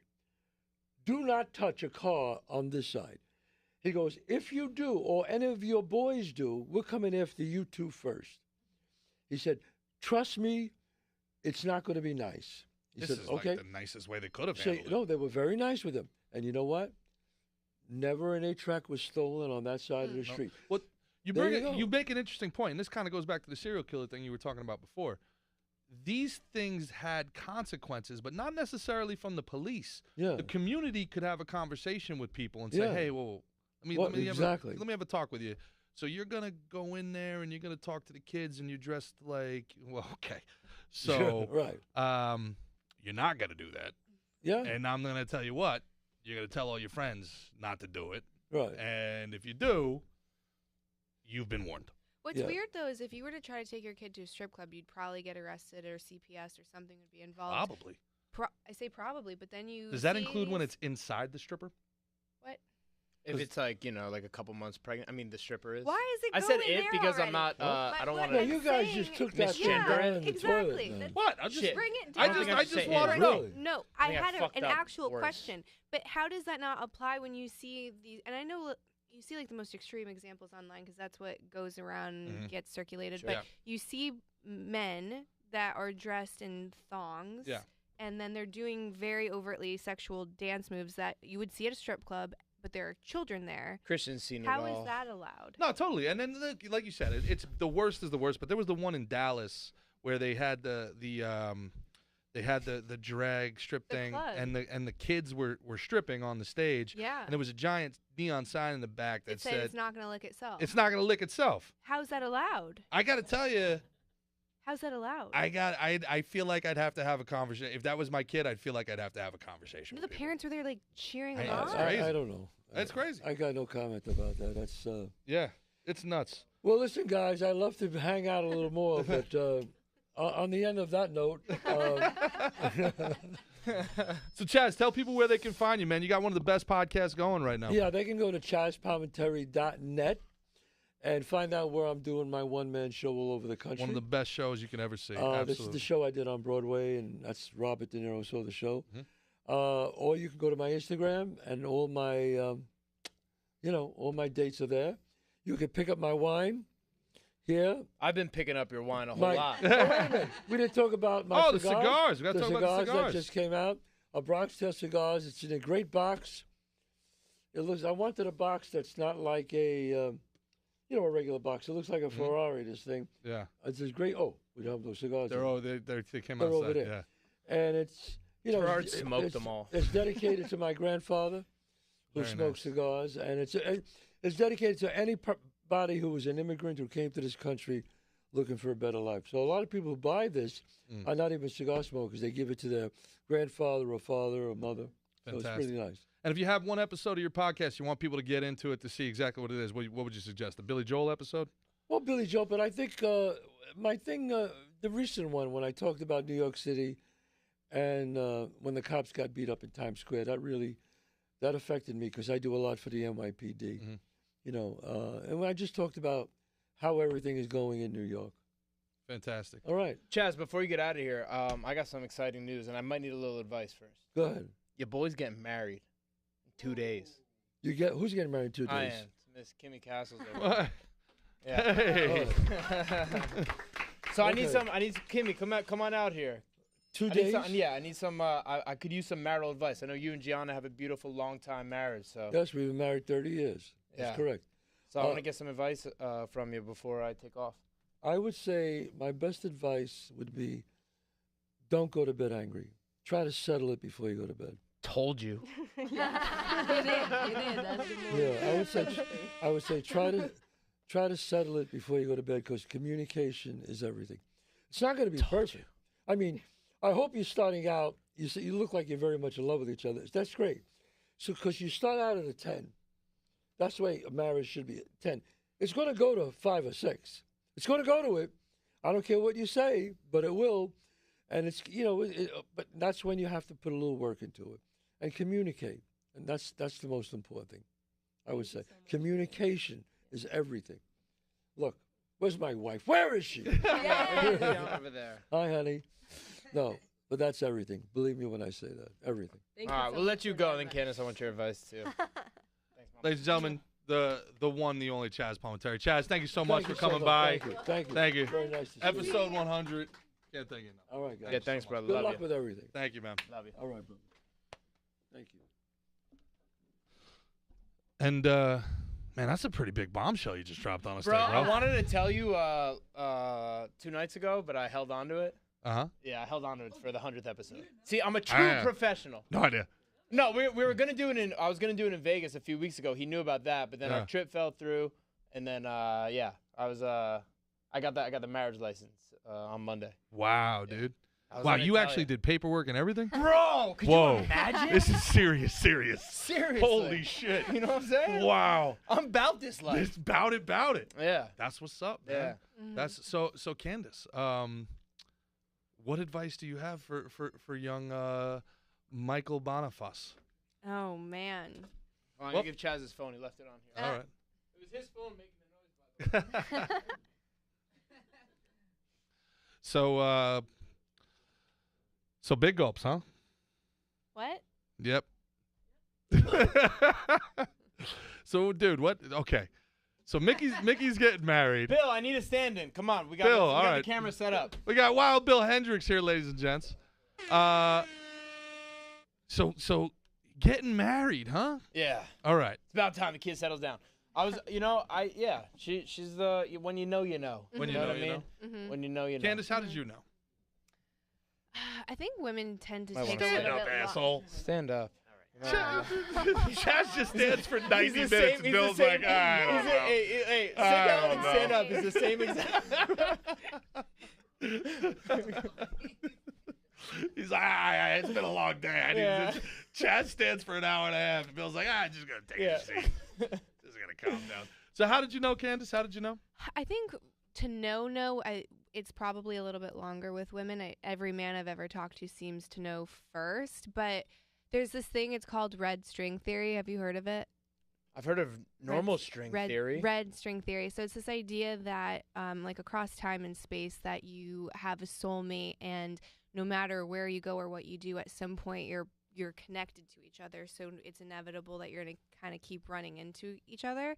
And that's what happened with me and Eric. It was like over the course of 2 years, I had no idea who he was, but we would just always be like right across from each other and like, who's that? Who's that? And half the time it was me being like, who's that idiot? But at some point, Love. it's real love. And at some point he decided to ask me out, and I said yes. And we've been together ever since. But it's hard to explain and knowing, but as far as love and marriage, it's totally different, because if you love somebody, like, that's hot and in the moment, and I totally agree. It starts off at a 10, and you can go probably negative depending on what you're going through, right? Like, there's so many unpredictables when it comes to marriage and kids and all of these things, but it's that commitment, it's the decision that you made, and it's like, I'm not my feelings, and even though, like, you're going through the thick of it, you might even think you hate this person. It's like, I know somewhere there's love. And Right now we're going through the slick of it. But I think Deciding we're to gonna love. one day we might go through the thick of it. Yeah. So it's like, Well, love's a Nice. decision, right? So it goes beyond your feelings and your passions, and it's like, there's this idea of different kinds of love, and one of them is the love for the happiness of the other person. The other So- one's anal. Right. So putting the other person above your own happiness a lot, I think, is also important. Like to prioritize your person, and hopefully they're doing that and reciprocating that. Yeah. No, and it's weird. Like I enjoy doing shit that I never enjoyed before. You know what I mean? And it's like things to that degree, like putting her above me. This is what it's like when I do politics and you won't let me. No, I don't. Do I enjoy doing it? No, Hey, do you have any political takes? Fuckface? This is what it's like. This is nice being on the other side. Yeah. Dude, but you know what, Gerard? That's bullshit. Because when you do your political stuff and I fall asleep here, when I do my fucking nature shit, talking about fucking doing lists, low intensive steady state, or doing grounding and shit, you do the same fucking shit. No, I'm triggered when you talk to me about doing cardio. You just You fall know what, asleep dude? when I do cardio. You know what? That actually reminds me too. You know what? You're fucking. You fit shame me. I fit shame you? You fit shame me. I fit You're shame fucking fit phobic, dude. I'm fit phobic? Yeah. Why? Because I said it's very obvious You know, that WADA isn't because in the you talk, UFC anymore? you talk a lot of fucking shit. And matter of fact, you always try to talk about. I've got 100 episodes without taking my fucking shirt off on this show. Oh, here we go. See the hands? Did 100 you see the episodes, hands? baby. Did you see the Taking hands? my fucking shirt off on the pod. Did you see the hands? You know what? I've got 100 episodes. You're like, dude, it's the first time you've been here without a fucking shirt off. Now I got it all. I have no idea what's happened in the last 5 minutes. Are you on shrooms? I'm getting married. My shirt's coming off. Fuck yeah. Has never drank wine before. This is the first time he's ever drank wine. This is nuts. So, You're Bill, welcome. good to have you, bud. Thank you. Thanks for having me. Are you going to take your shirt off? No. Candice? I was building to that, bro. Yeah. You fucking. I'm trying to get to some real For the fucking low views monthly here, man. cost of $4.99. Oh, where can we find that? Right. Where can we find that? That's good business. Hey-o. That is smart. So, Bill, what's going on with you, man? Hey, it's you're been a long getting time lazy since over we there, had you on the Chris. show. Start What's playing happening, with the bro? camera. Wild, hanging. Wild Bill, what's going? You're just hanging? Yeah. What's going on with the EDM world? Anything we need to know about? It's same stuff, just people being wild, enjoying music. All right, cool. Sit quietly then. All right. No, so what's going on? Fucking tell us. What's new? You've got a love in your life now, huh? Baby girl. Wow. BG? You got Wow. a BG over here? Now I saw on your Miss Rain? Instagram that you guys met in line getting pizza. Is that true? Oh, At a music cute. festival. Really? Yeah. The first one, I have hope. The second one, I'm not going to be there. So I can meet the love of my life in line getting pizza. That much I can assure you. Right. You're not Yeah. going to go to a music festival? I'm And not we going to do him the and music Bobby? festival. I would Why? love to do them because I got IBS, man. You know, and it's just, you know. What? Yeah. What's the problem there? What? You know, it's a lot of standing around, not Yeah, enough yeah, porta you- potties. I've Yeah, seen you it's- shit outside, friend. Oh Yeah. my God. Yeah, you've done that. Yeah, You're okay. don't want to ever do it again. Not You your are first a bear. rodeo. Huh? You are a bear. I'm a big old bear. I'm a crazy old bear. Yeah.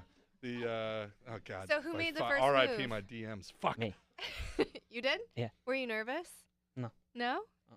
That's awesome. Yeah. Why, yeah. you're just so confident? You're like, psh, I got Did you this know? shit. Were you like there's something like really special about this? Yeah, it was a music Person. festival. She was probably completely naked. He was like, "Fuck, I can marry this." Yep. Yeah. That's how it should all start. We should all start naked on the first date and be like, "What do you think? No, more of this, less of this? Okay, fair." I heard I did, just and heard we're today. Still going. Oh, you did? Are you still going?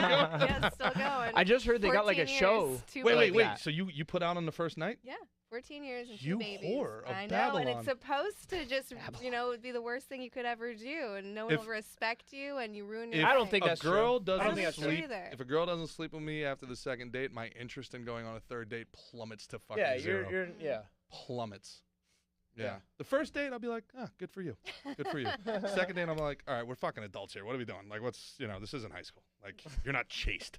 What are we doing here? Are we doing this thing or not? Like, you ordered lobster. You signed up for this. What's going on? There was this guy that was, I think, there's this guy that was going around. He's trying to be like an NLP, what do you call it? Like a hypnotist therapist. And he's like, I have this thing where it's the Usher test, or insert famous celebrity. So she would sleep with Usher on the first date. So if she's not sleeping with me on the first date, then she doesn't respect me as much as she respects Usher. What? So she's low value. So his thing is This almost sounds like some bullshit on like the This Whatever sounds like the podcast. truest thing I've ever heard in It's my whole counter life. to red pill stuff, which is, chastity, all of this stuff. He's like, no, she would do it with any of these celebrities, Johnny Depp, whoever. So she's not doing it with me. Oh, so then it's not she like a doesn't race thing. respect me. What? Everything comes back. Always. What? Always. I don't know. Gerard's terrified of black dicks. It's true. It's true. Like, wow, Very intimidated. it's a lot. It's a lot to live up to, man. You know, Right. like literally. Like, wow, look at that thing. Most of Why? it's wasted real estate. What? Most of it's wasted real estate. The What is? the cervix is only so deep. Thank you. I feel like you're just trying to make me feel better. Anyway, Bill. So we're gonna get you to a music festival? Sure. Yeah. So your job entails staying up until 6 o'clock in the morning and then talking about the EDM that was pre-recorded after that? That's Bo- more his brother, Bobby's Bobby. Oh, sorry. Okay. Yeah. Then I don't know what you're I help the artists to market their music. Okay, cool, man. Yeah. So what do you like? Is it still payola? Do you pay to get like people in and stuff like that? or- What do you mean? So like a lot of it used to be payola. That was like a big scandal back in the day. So like Motown would be paying for placement for artists, but now nobody gives a shit about the radio. There's no like EDM radio station outside of Sirius, right? So like, Right. so is it all social media marketing and A lot of it. getting yeah. these guys into Tulum and like I got to be honest, and this is I'm gonna get shit on Tulum. by the You have a fucking problem EDM with Tulum? community here. I feel like those DJs are not ever doing anything. I feel like they're just turning a knob, dancing around, and like that's there was a while that was like the number one second job of porn stars What? is DJing. I would have fucking man. bet Yeah. real estate or Bad nurse. rap. I would have Yeah. bet real estate or They would- nurse. no, really. they would try to DJ because like they still wanted to have attention. You know what I mean? Oh yeah, for Yeah. sure. So it was DJing, Oh, it's and the attention. everyone would say the same thing. Like, "What are you doing up there? Aren't you just using an iPod? I don't understand." They're just like bumping. Defend like EDM. this. Defend Hey, EDM if this right now. podcast doesn't work out, Gerard's gonna go go DJ or porn. help you, DJ Gerard. Bear. It's gonna Gerard. be sure. What would your name be? DJ Rabbit Hole. Okay. Yeah.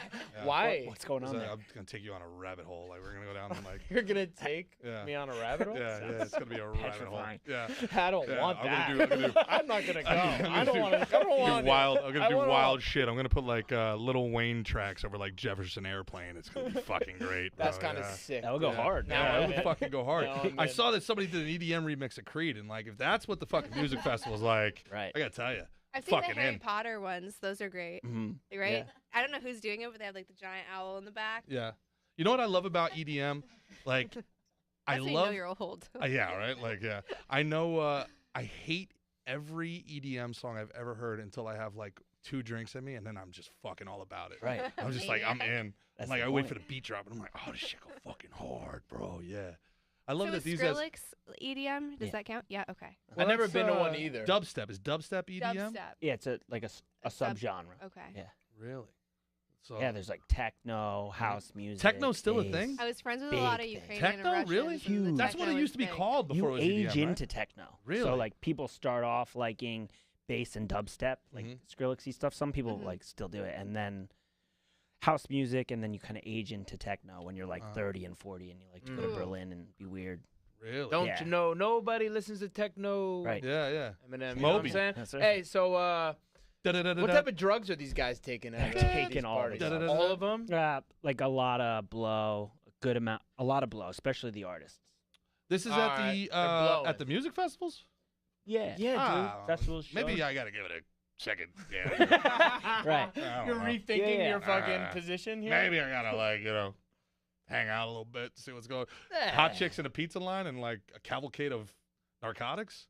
Maybe I think that's so. Well, the You know what? IBS. We gotta. IBS. Yeah. that's gonna be a rough one. Yeah. I'm gonna be like popping in and out of the fucking of the old porta potty every Right. like going from one to the other. Yeah, that sounds horrible. That sounds Yeah. awful.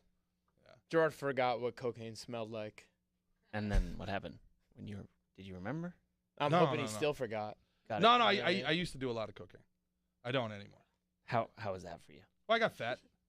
From cocaine? Oh no, you were fat on cocaine. I was really Don't fat on lie. cocaine. It was Yeah, crazy. you fatter on cocaine. He was 100 pounds remarkable how heavier. fat I was. I've heard Yeah. some people have an It was- adverse reaction. Yeah, to I was like, I was cocaine. Chris allergic to Farley. it. It was like I was always Yeah, swollen. they get really big. Yeah. You, Chris The Farley, inflammation. Yeah, me and Chris Farley and fucking Belushi. and Belushi. Yeah. Yeah. Ah. Who else was a What fat was- cokehead? What's his name? Come on, let's get all the. He's cokeheads, like, he was a comedian. He died. I think he died from drugs. Pretty sure Jelly Roll wasn't exactly a sober gentleman. Ralphie May. Yeah, Ralphie was Oh, a big, he was a big time- coke guy? Big Wow. coke guy. No Big coke shit. guy, I yeah. always thought it was just weed. No, No shit. Robin Williams, but I don't think that one was hard to tell. Yeah, it wasn't hard to tell, but he wasn't a big giant fat person. Mm-hmm. Which is all anybody remembers about Ralphie May. Yeah. Right. Yeah, we brought this R.I.P. fucking podcast down I to saw him a live halt. once. He was really good. Who, Ralphie? Yeah. Unbelievable. Yeah, he was really good. Unbelievably talented. And what I liked about him is like people know him for the couple fat jokes that he did, but he was a legitimately brilliant was in artistic, and stitches. he did such great social commentary. He's one of the greats. He really is. He's one of the goats. I mean, the whole art, the beauty of the art is being able to see, say things people don't want to hear in a way that they can't stop listening. And that's something that Ralphie just absolutely dominated. And you don't really see that much anymore. Like, this is like one of those other things that like the world is changing and not always for the better. Like comedy is really an aging art. It's dying out.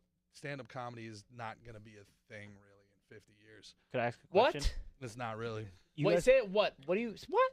Say it again. Stand-up comedy as we know it today is not going to be around in 50 years. What's I a think the good arts Why? in general. Why? They're gonna I AI fucking tend to make- agree with make you- I tend- make- like Have you who's seen make the new LOLs? who's ones? playing the flute in 100 years? I Yeah. forget. Who's playing a flute now? I forget the platform. precisely. But it's Yeah. basically. But a flute's always been gay. Yeah. The flute is a beautiful instrument. Right. The skin. Everything's Everything's sex. I don't know who the camera was on. If it was on me, my mind was like, something. Everything's sex. Yeah, no, but the idea of one person standing up and speaking while everybody else doesn't for 60 minutes is going to be gone. They're already starting to transition into, like, back in the day, they tried to do, like, prop comedy. Right. That didn't really work. But now they're going to, like, this kind of, like, slideshow comedy. Prop comedy. That's like Carrot Top. Ah. Yeah, Gallagher, What Carrot about Top. Dunham? Does Oh. that count? Huh? No, that's Dunham? 'Cause he that's a had the puppets? ventriloquist. Yeah. I think. You could call that prop comedy, but that's really a ventriloquist, Okay. but they're gonna be like, it's gonna be like, look at this meme. Like live Tosh.0. Yes, and then there'll be Mm. I ain't mad commentary at on that. the That's meme. basically what we do on Cancel Weekly. Yeah, so like that, Great but show, that's check it so out. you can lament the fact that things are changing, but then you also have to change with them. You Yo, can't just sit Gerard there- is getting hammered. Hammered in the fucking comments of the last post. Oh, I know. What was the last post? I'm a white He's knight. a white knight. They're simps like for he's trying to, women. he's simping for that TikTok OnlyFans chick. Which Yeah. one?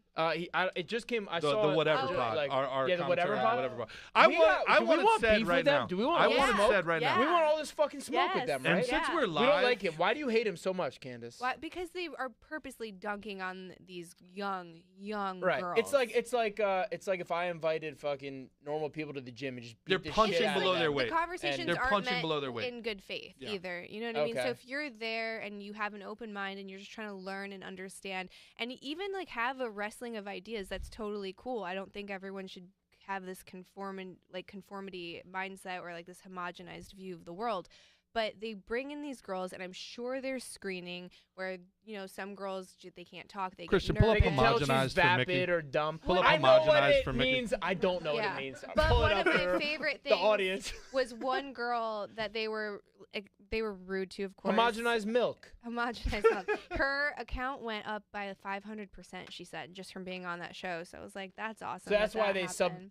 They just- subjugate themselves. yeah, I subject think- Yeah, but also, themselves? like, do you want those followers where everything that you post from now on, they just remind you that you're a fucking idiot whore and they argue with you the whole time? If It someone depends will on pay how you. able you are to Sometimes. Yeah. separate yourself from it. I guess. Look, here's my problem, and I think you summed it up really brilliantly there, Candice. It's like, all right, man, you guys are so fucking smart.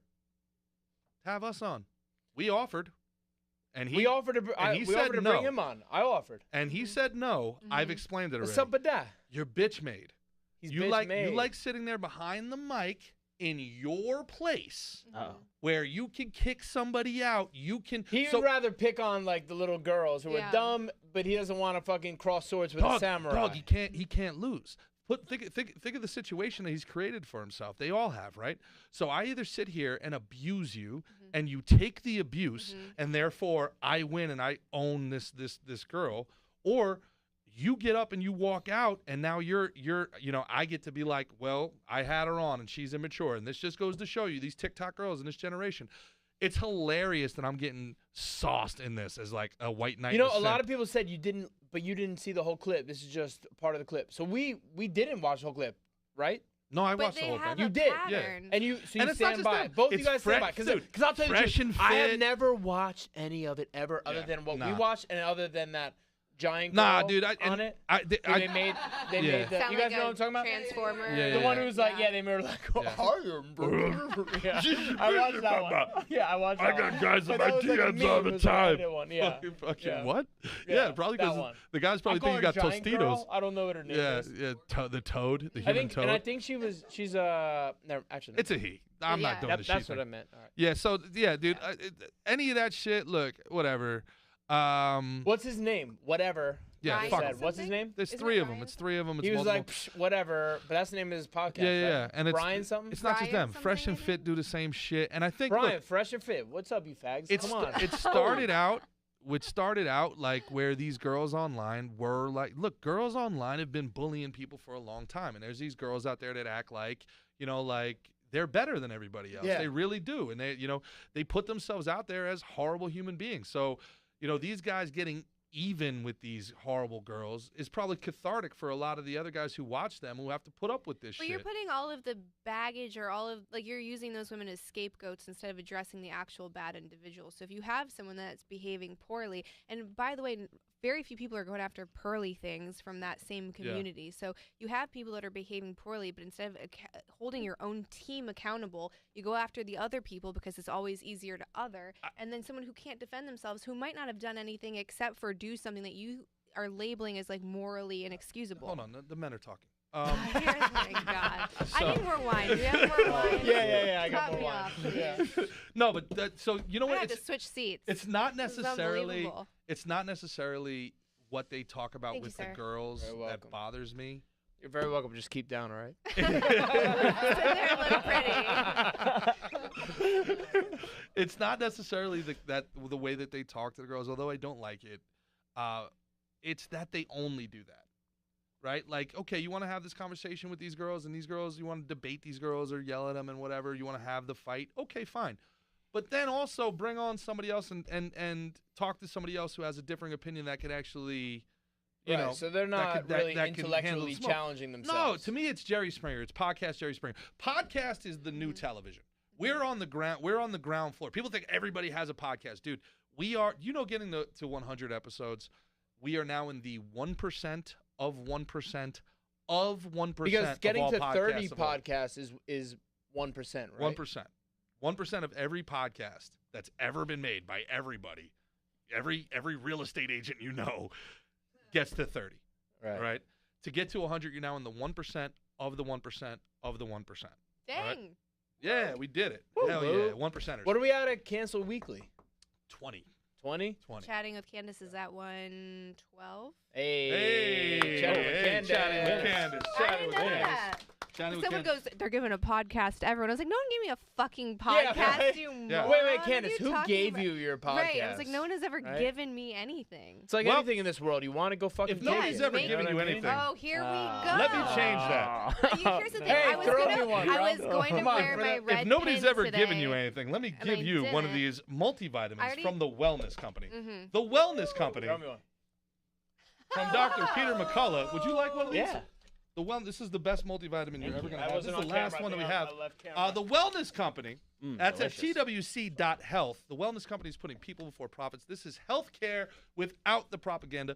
If you go to the Wellness Company, that's TWC.HEALTH, and /Slick and Thick. You use our code Slick and So Thick. after you and all your friends overdose at the fucking EDM show, make sure you have one of these on deck. Right, got it. You'll be okay. They got Narcan and all that shit. So the world-renowned Dr. Peter McCullough, who was right about everything during the pandemic, sits on the board of the Wellness Company, and this not only has the best supplements and multivitamins you'll ever have in Tell your them about life, the kit. but you can actually get a preparedness kit for the next pandemic before it happens. It has amoxicillin. It has Z-Pak. It has ivermectin. It has everything that you need before you need it. It is better to have it and not need it. I want you guys to go to the wellness company, TWC.HEALTH. Stay ready. You don't got to get ready. /Slick and Thick. That's the letter N, Slick and Thick.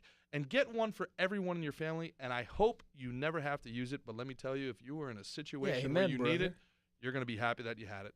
The wellness company, TWC.HEALTH /Slick and Thick. 10% off your first order. Healthcare without the propaganda. So fucking A right. Hey, we got a fucking montage. We got a montage? We got a montage. No way. Yeah, a few of our friends wanted to give us shout-outs. They saw we were doing 100 episodes and shit. So, hey, Christian, roll that shit, baby boy. Slick and Thick. Congratulations Christos. on your 100th episode. Pull that up You guys bigger are if you crushing can. it, killing it, spreading all that good information. I'm honored to be a part of the show, not once, but twice. And Lex. yeah, guys, keep doing it. That Let's good, go. good. Congratulations, Slick and Oh, Thick. my guy. You guys are awesome. I love you guys. Keep up the good work. Can't wait for the next episode. The best. Slick, Thick, Chindan. Congratulations. Rocco. Rocco Walken. Congratulations. Hey, the Nardooch. Nardooch. 100 episodes. Nobody in the audience can hear anything that's happening right now. Where's my foot deal with Quentin Tarantino? That's a callback. Where is it, Yuto? Candice, you might need your headphones. It's Captain Narducci here. Congratulations. Now don't let the door hit your knees. Hey guys, Devin Moultrie. I wanted to say congratulations to Slick and Thick on their 100th One of our best episode, episodes. If and you I haven't checked out the appreciate Devin them Moultrie episode. allowing Yeah, me you did to great. come on their show and talk about, my past and my journey. Wish y'all the best. Congratulations on 100 episodes. Hey, David Parra! I remember being He's here here. for the first episode in that small podcast studio. We got you started rented with David Parra's that was here. home We to, didn't even like, have a studio. It was 5 other in our podcasts. And we did the Karen apartment. Fian Look at you, one with him, 100 too. episodes He's got 2 deep credits in right your here. own studio that David you Parra, call more than home. 2. David Parra and Nancy That's Tran, huge awesome. part. Mickey and Gerard, congrats on the Hey, 100th Mason podcast Mason. episode. B-Bread. Love Spartan this show, B-Bread, love being the on Stampede it. Network. Spitting the truth, saying what people need to hear, and also doing it in a funny way, in an entertaining way, in a way that people want to listen to. This is just the start. Sky's the limit. Keep it up, and congratulations. Yo, g'day guys. Just want to give a G'day. quick shout out to Gerard and Mickey, the boys from the Oddly Slick enough, and he says Thick my name podcast. exactly how my mom Congratulations says on Gerard. episode Gerard. 100. I can't wait for the next 100. Let's go. Hey, fellas. Hey, Nancy Nancy and Tran. Podcast. And then meet the So, bird. Congratulations on 100 Meet the bird. episodes. And It I says look forward to meatball there, celebrating right? you guys by getting my trash wasted. Bye. Hey guys, congratulations on your 100th episode. Hey, Sal Greco. Sal, look at Yo, yo. be a fugazi. I have that tank top you guys gave me, and I have to tell you, every time I Why worn aren't it, you wearing it? there's I was been thinking the some same kind thing. of either stare or look, or maybe they're fans of the show. Yeah, if you like attention, wear your Slick and Thick That's shirt quite out. the That's facts. eye-catching, That's facts, tank everybody, top, right? by the way. Yeah. Anyway, guys, congratulations. I've been on the show 2 times, and just because Gerard told me, don't wear a suit next time you see me, I'm wearing a tank top. Attaboy. Just for you, Gerard, okay? The age But of look, authenticity, you guys Sally. did a great You're job. going to thank I me. love everything with the show, and congratulations, and onwards and upwards for the Slick and Thick podcast. Saying congratulations. Oh, it is to my 2 favorite friends, one. Mickey Gall and Gerard Gaff. Gerard, On their don't give a fuck. It's 100th my Instagram. I episode figured out what it of was Slick saying. and Thick That's what podcast, it a is. show you Yes. need to listen Gerard to DDM. because it's great. And I was on it one time, but that's not what makes it great. They make the show great. Congratulations, you 2. Here's to 100 more, 1,000 more. Legend. Just keep doing it. Vinny Brand. Congrats. Yeah. Mickey and Big G, congratulations on your 100th episode, fellas. Wishing you another 1,000 more of truth telling and shit talking. Peace. Slick and Thick, congratulations on the 100th episode. I just want to say thank you guys for having me on your show. It was a blast. I always look forward to listening to it every week while I'm at work. It always gives me something to How's look AB forward doing? to. Good kid. It's super entertaining. The Fighting topics are on point. kickboxing in like Again, a week. congratulations, Oh, really? and Yeah, I wish awesome. you guys the best. Hey, that's awesome. Hey, That's great. Shout Thank out. you. Thank Shout you. out Thank to all of you. Thank guys. you, Kimmy Castles, putting that thing together, baby. Thank you. Thank you. Yeah, Kimmy Castles did a great Hey, job. so why don't we drop the news on the fucking new network, baby? Well, yes. But before we do that, I want to thank everybody for coming out here today and for being a part of this and for sending network. it. And that's why we're going to give you our promo code to give you something back. If you guys go to betus.com, that's betus. Yo, wait. Actually, let me put David on blast real quick. Let me put David fucking Parr on blast, all right? Uh-huh. He told me. Yes. He was betting Sean Strickland against DDP. Yeah. Dricus Duplessis. Uh-huh. I said, did you use our promo code? He said, oh, whoops, no. I said, well, why don't you put 100 on Dricus? You'll get extra money back. All this, told him all about it. Did you do it, Dave? Dude, I was probably drunk. He didn't. He didn't. He didn't do it, and he lost out on money. If you don't want to be I'm trying. If you don't want to be a stupid idiot loser like that guy, go to betus.com and use code SNT125. Right, Dom? It's SNT125? It's SNT. It's the word snot without 125. the O. No vowels. And they're going to give you 125% of your first deposit. 125. So if you put $1,000 on your first deposit, Canada, that means you're going to have $2,250 to play with. And I know you're a huge sports fan. Sports. Yay, sports. So when you bet on your next sports game, whatever that might be, if you go ahead and take that $1,000, it's going to double your play, $1,250 free dollars. That's $2,250. What do you guys hate money, you idiots? You win, you double your money. Guess what? That $1,000 is going to turn itself into $4,000. Guys, why am I sitting here with a $1 million bill? All for putting in a code SNT125 when you sign up at betus.com. You can use this in any state. Any state. Yeah, Powerful. Bill, why don't you hold that? Yeah, I got it. $1 million bill. Not only that, but I mean, Wild Bill with $1 million bill. we have episode 102 with Impa Kasagani coming out later this week. And That's Impa 101. Episode 101 with Impa coming out later this week. Where Impa gives a pretty compelling argument that he's going to win this upcoming Saturday night. You'll see. Why don't you go ahead and take that $1,000 if you have it. If you got 100, put 100 on, right? Yeah, if you put 100, you get 225. And then you're going to put it on Impa, who's a dog. He's an underdog. He's And a then you're dog. gonna- Plus you got more money. 300. Now you even richer. So that's going to be 2,250. Throw it on Jason Jackson plus too. Do the 300. Kill Cliff parlay. Oh, are we doing a parlay? Yeah. Let me do a little math on this. Then we gonna do You're gonna be something rich. You're gonna The have more you about- put, the more you You're make. gonna take that $1,000. You're gonna make about, I don't know, 7 G's. Yeah, basically. If you're into that sort of thing. But Look, if you hate money, BetUS not for you. And I get that. Candice, That's would you different date a strokes, broke different guy? folks. Would you date a broke Would guy? you date a broke guy? If you want something like this, Would do you date a something broke guy? like No. this, No, okay? she wouldn't. BetUS.com. She wouldn't date no baby. broke BetUS bitch. is the answer. Use code SNT. You know it. 125. You know it now, Bill. Right? Bill, speaking of that, what do you think when you went up to your girl on the pizza line and you were like, "Yeah, sup, babe? What's up, What do babe? you You think want me she to saw- buy that fucking pepperoni What for do you? you think she had saw the in dough. you that she was like, yes, I like? She was about this? annoyed with me." Really? Yeah, off the rip. Off the rip? Facts? Yeah. Was Facts. she gassy? She's What's like, going yeah. on? Was she like? Were you gassy? Was you gassy at the time? Was he gassy? Are you asking her if she? What? So you persisted. She was annoyed with you. I was on Ray, the line. come on, I pay her. Come on up. We need the truth. She doesn't seem enthused. She didn't even think about sitting down. You pussy.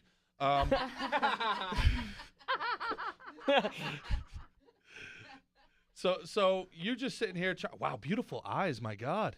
Thank you. Yeah. You single or? I'm actually seeing someone. Oh, all right. Whatever. Does he bench press 400? Anyway, so No, I don't. Then she's single. Yeah, then she's single. Don't worry, my heart will give out in like 35 seconds. And you can have her back. So what did you see in young Bill here? Well, my first impression was like, get away from me. Wow. Strong Hey, first the impression. beginning of every great relationship. But yet She liked the chase. he persisted, and he actually turned my experience around, because when I was in that pizza line, I wanted to just grab a piece of pizza and eat it with my eyes closed, because it was that point in the festival for me where I was just exhausted, my feet hurt, and I'm sober, and I don't do drugs or drink, and I've been sober for 8 years, like nothing. Oh, okay. Oh, I didn't know that. We'll Congrats. just That's stand you right next to the 2 bottles of wine as a Yeah. test. Yeah. You're doing great so far. I think I'm doing okay. Yeah. So yeah, it was like 9 o'clock, and I just wanted a piece of pizza and wanted to be alone, and just introverted tendencies coming out. And That's then my Bill, 9 o'clock for sure. And yeah, and Bill came through, was just introduced himself. He actually asked me, he was like, "How long does this pizza line take?" And I just gave him like this glare, which he clearly didn't see, because I was just irritable and hangry. So you don't want to get in the middle of a girl just trying to get some pizza. So. Yeah, he persisted and introduced himself, and Now, Bill, how much of this Riz is from? You're a wonderful businessman and a remarkable marketer. So, like, what were you trying to? You were trying to find a connection, overcoming objections. Like, where were you in the Grant Cardone 10X when you were trying to? I was just talking on a pizza line. Really? Yeah. Just trying to like pass the time. Yeah, I was just hanging out. I was in the same spot as her. I was a little bit bored, a little bit tired. These things are long, you know. Marathon. It's a marathon. Tell me about it, buddy. Right. Yeah. So I was like, let's get some pizza. And saw Rain there. I was like, how long is this line going to take? She was like, I don't know, dude. I don't know. And then I was just like. So anyway, what are you doing for the next 20 years? Me? That was the line. Yeah, thanks. Thanks, buddy. That's why I'm the one single on the board. That's your line. That's your line, G. That's your go-to. No. Oh. My go-to is cash or credit. So you guys got together, and this is getting like way too serious. You know what? I think I know what got Bill. What got him? The motherfucking dance moves. Oh, is that what it was? Yeah, CP. You could pull it out. You See me, pull him up. Yeah. I sent you. You on your Instagram. Are man. you? Do you do the stepping? Are you a stepper? Do you oh, she's a stepper. I'm the stepper. You're a stepper. So it's like it's a shuffle. Of course, who doesn't know that? It's a shuffle, dude. It's a shuffle. Are you a festivaler? No. No. No. I don't like to be touched. Oh. Yeah, I know. Do you dance, Candice? I like swing dancing or line dancing. I'm just gonna ignore all of the puns. You like That's swing all dancing? I can do. Yeah. When I was in Alaska, cornering the Australian guy, and wait, that's line dancing. Never mind, I'm an idiot. I like line dancing too. Line dancing? Yeah. Yeah, they were dude. they were all line dancing out there, and they take that shit so fucking serious. I got it's intimidating. True. When you It's go, great. when you go. One guy touched me, like, watch out, I'm dancing. I was like, Dude, definitely don't touch me. I'll they beat the get- shit out of you. hey, what are you talking They about? get them tight pants all hiked up, and they go a dancing, friend. Like you ever go to like Cowboy Red River in Dallas or anything like that? Oh, it's like yeah, of course. It's like all white the trash time. roller skating. It's crazy. They just dance around in a circle the whole honky time. tonk, yeah. Honky tonk. That's a good old time. But let me tell you something. That's intimidating. They all know the moves. Yeah. Like, why do you You know can pick the it moves? up really quick. Huh? You can pick it up. Oh, I don't know. You're an Yeah. athlete. Yeah, but it's You just pick it up. You watch for like a minute. it's and got to then be jump jazz out there, man. Sometimes I want to do something that's, you know. Well, that's it's not a your do-si-do. West Coast swing. Maybe I want a do-si don't. You know what I'm saying? Like, I got to be me out there, man. Yeah. Contrarian. So West Coast swing. I'm That's for ungovernable. you then. 'Cause West that's, Coast swing? Yeah, it's improvise. A lot of like so you have like your two counts, but if you watch different people perform, it's anywhere that can kind of look like a little bit hip hoppy to something that's more traditional. So maybe that's your jam. You just don't know it yet. Maybe. You know, it sounds It's good. sexy. If I I don't could know go if you back. can pull up a clip, but it's really sexy dancing. I was trying to get Christian to pull up a clip of Rain dancing and annoying Bill. Oh, okay. Go ahead. It's actually pretty funny. Pull it up. Pull it up. What's going on? Oh, she's private. You're private. Oh, get out of here. private. Get off the stage. Get off the. Blocked you. Huh? Oh, the block. Why'd you block Christian? I knew Ah, this moment was Whoa! Christian's I have a bone to blocked. pick with you. Oh shit! Christian's agreed. Hey! Christian's gay. At least he's not Hey! gay. Shout out to our boy not being gay. Yes. Yes. 100 episode Yes. big reveal. That's what's up. Hey, should we tell them about the new dating show we're doing? Oh yes. It's called Christian Mingle. Yes. We're gonna find Christian a boo. I think the lawyers have said we have to call it Christian Mingles. I guess something else exists. Okay, yeah. Christian Mingles. But yeah, we're gonna find Christian a boo, man. Oh yeah. Yeah. What? So, Chris, you know, Hold on, one second. What's the name of that handle? What was the name? Yeah, Mickey, that's my ex-girlfriend. No way. I said Rain. Wait. What are you Not talking only about? did Mickey send your ex-girlfriend, but Christian's blocked by your ex-girlfriend. No. What's going on right now? This is hilarious. Was that a bit, Oh, Mick? thank you. No, I thought I said Rain Mariah. Is that a? Is that a bit, Mick? No, Mick has had one sip of alcohol for the first time in 4 months. That's what's happened here. You ever see sand on a microchip? He's zooting right No way. How did that happen? Shit. Oh man. Awkward. No, look, it's been It's fucking all right. rained twice. Oh. Well, Where did you get that from? Well, why would that be Why awkward? did you pull that? Christian's a gay retard. I told you that 20 times. I'm gonna get canceled. See, women are weird like this though. Like, were you under the impression that like he was a virgin before you met him, or like what were the expectations here? Women get really weird about this stuff. I mean, I'm not weird about it. It's just, I don't know. It's just a strange thing, a strange occurrence. Yeah, I guess. But like, if you saw that your husband's ex had liked something, would that be a triggering thing for you? No, not at all. No, not at all. No, I actually had, so one of his, this girl that he was seeing for a while, I was actually his first girlfriend. Who? My husband. Get out of here. Yeah. Wow. Yeah. Mm-hmm. Wow. Special. So he was a virgin. No, quite the opposite. Oh, so he was. He was getting around. Oh, okay. But the one girl that he saw a lot was real That's nasty awful. to me. You should never do that. Oh, really? Well, no, here's the thing. I don't mind that men do that. I think that that's probably really natural for a lot of them. I don't judge it at all. I ask for transparency. So I have 2 boys, and I would never try to, I don't know, impose my will upon them in that kind of way. It's be yourself.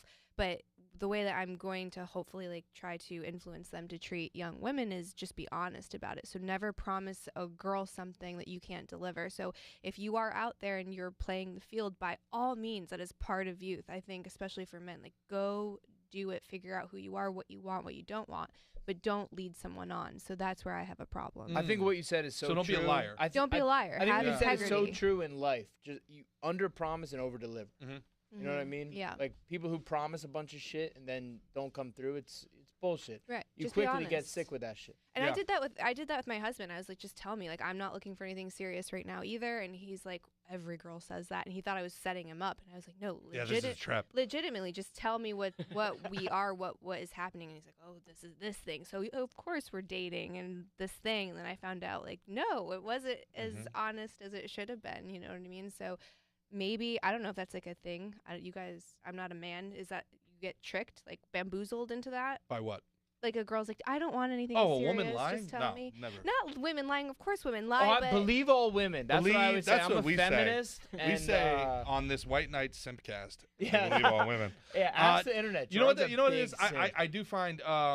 Jokes aside, the bait and switch is a prevalent thing. They'll put on a face until they kind of get to a place where, they move in or something like that. There was a girl that I was very, very serious about. And, after she moved in, she turned into a completely different person. She's like, we're going out. We need to stop going out to the bars. And I'm like, we met at the bar. This is what we did. Why do you want to go to the fucking farmer's market on Saturday now? This is never. Dude, we the never did farmer's that. market That's not is where we met. lit. I love the farmer's market. Yeah, which is I great. love it. And look, the funny thing about it is now I'm at a place in my life where I'm exactly the man she probably always wanted me to be. She just bailed 5 years too early. But but it was just the What's her name? change. Fuck that bitch. Yeah. She's happily married with kids now. So the What's her name? Fuck that bitch. No, she's fine. She's doing great. Don't pull up her Instagram next, dickhead. But the interesting thing is if she had just been honest about it from the beginning, dude, I never really liked the bar scene or anything like that, and I don't like comedy late night. I didn't even like that she came to my show. She felt like she had to come to my shows. I'm like, I really hate it when you're here. I talk about you most of the time. So you don't have to come.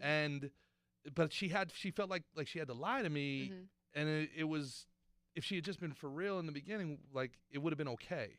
I wouldn't have minded at all. And I think that goes both ways, right? I think men settle down later. That's pretty universal. So if a guy is going to be just playing the field or doing whatever he's doing, focused on work, not prioritizing dating, that's fine. I don't think that should be approached with judgment. Just be honest about it. So don't say that you can give me something that you can't. Yeah, for sure. Absolutely. But at the same time, I don't feel the same concern I think women do. I go out in Boca and I hit on 24-year-old Your girls, biological okay. clock isn't ticking? My biological? No, the only stress I feel is my parents. And that's the only legit. Oh, you want them real to stress. see grandkids? Yes, they didn't. Yeah, that's Yeah, my yeah. only, and that is a real legit stress that I have. That I'm going to feel, very, very, but it's out of my control. Well, do you know So- the Matthew McConaughey story about him finding Camilla? I do not. So he always kind of had. Mac is married. Yeah, he's Beautiful married, wife, yeah. beautiful wife, beautiful children. Civilian, like just a regular girl. She's a model. She's like a supermodel. What are you talking about? Yeah, She's a supermodel. It shows how much I pay Yeah, attention a to stunning supermodel, not an average woman at all. But so he had this idea that he was going to be married by a certain age. He always wanted to be a dad. He's always been open about that. Right. He knew he was supposed to be a dad. And time kept on ticking, and he hasn't met the girl, let alone the babies. And his dad passed, all of this, and he had this moment of, what if I never find my person? So he basically meditated on it for a long period of time, and he had to come to grips with, what if I don't actually find my person, and coming to peace with that. What does that look like? What does that feel like? What does that taste like? All of these things, and really, really be okay with it. And I'm sure that was wildly painful. He met her the next week. Oh. He goes to a party, Magic, and bro. they lock Well, eyes. I'm happy you guys and are in love. And he goes, what is that? Not who is that? He goes, what is that? And it was like this force that was beyond him. And Yeah. it, back to red string theory. So I think part of it is like, So if he you, just felt this weird, odd attraction to the like supermodel. That is weird. It's Matthew McConaughey. He could have had. He has had every A-list beauty at some point. It's like Really? it is. Name them. It is beyond that. Did he date Kate Hudson? Can we look up his? Yeah, let's pull dating? that shit up. Hey, He you guys has- ever seen Derek Jeter's streak? Derek Jeter's starting He nine is has nuts. had Jeter's anything and fucking off anything the that chain, you dog. wanted. Before you got married, I'm sure you had to be propositioned by a gentleman A caller slew or of two. Wait, me? Yeah. I was waiting for Christian. Yeah, no, thing. forget Matthew Yeah. McConaughey. We'll We pull- got he's- Candice we got- Horbacz here. It takes Christian like 35, What, 45 minutes what- to pull what- the shit up. So like in the meantime, We have time. Okay. Yeah, we got. Forget the famous people Matthew McConaughey has dated. Who are the famous people you have dated? I'm not gonna kiss and tell. What do you mean? We're I just we're can't do kissing that. and telling on Matthew No. McConaughey. No. Huh? His is public. Oh, No. yours is private? Yeah. Oh, your any- DMs must be a fucking nightmare. Yeah, I don't kiss and tell. Really? So you have kissed though, I have kissed. but you're not gonna tell. No, sir. All right, give us like 3 clues. And No, if we guess, we have to say yes. 'cause they're like, you gotta you- give a you clue. would know Hey, right don't put my girl away. Candice on Huh? blast, man. You Don't would put know her right on away. blast, bro. Come on now. Come on now. I'm just saying. I feel like 3 clues we're not gonna guess. Yeah. There's you just no would. way we'll guess if you give us 3 clues. I'm not doing that. No. Not one? No. Not a one clue? No, sir. Give me 1 clue. No, sir. They're all too. I don't know a clue that you wouldn't know immediately. That's the problem. This sounds like a fun game. though.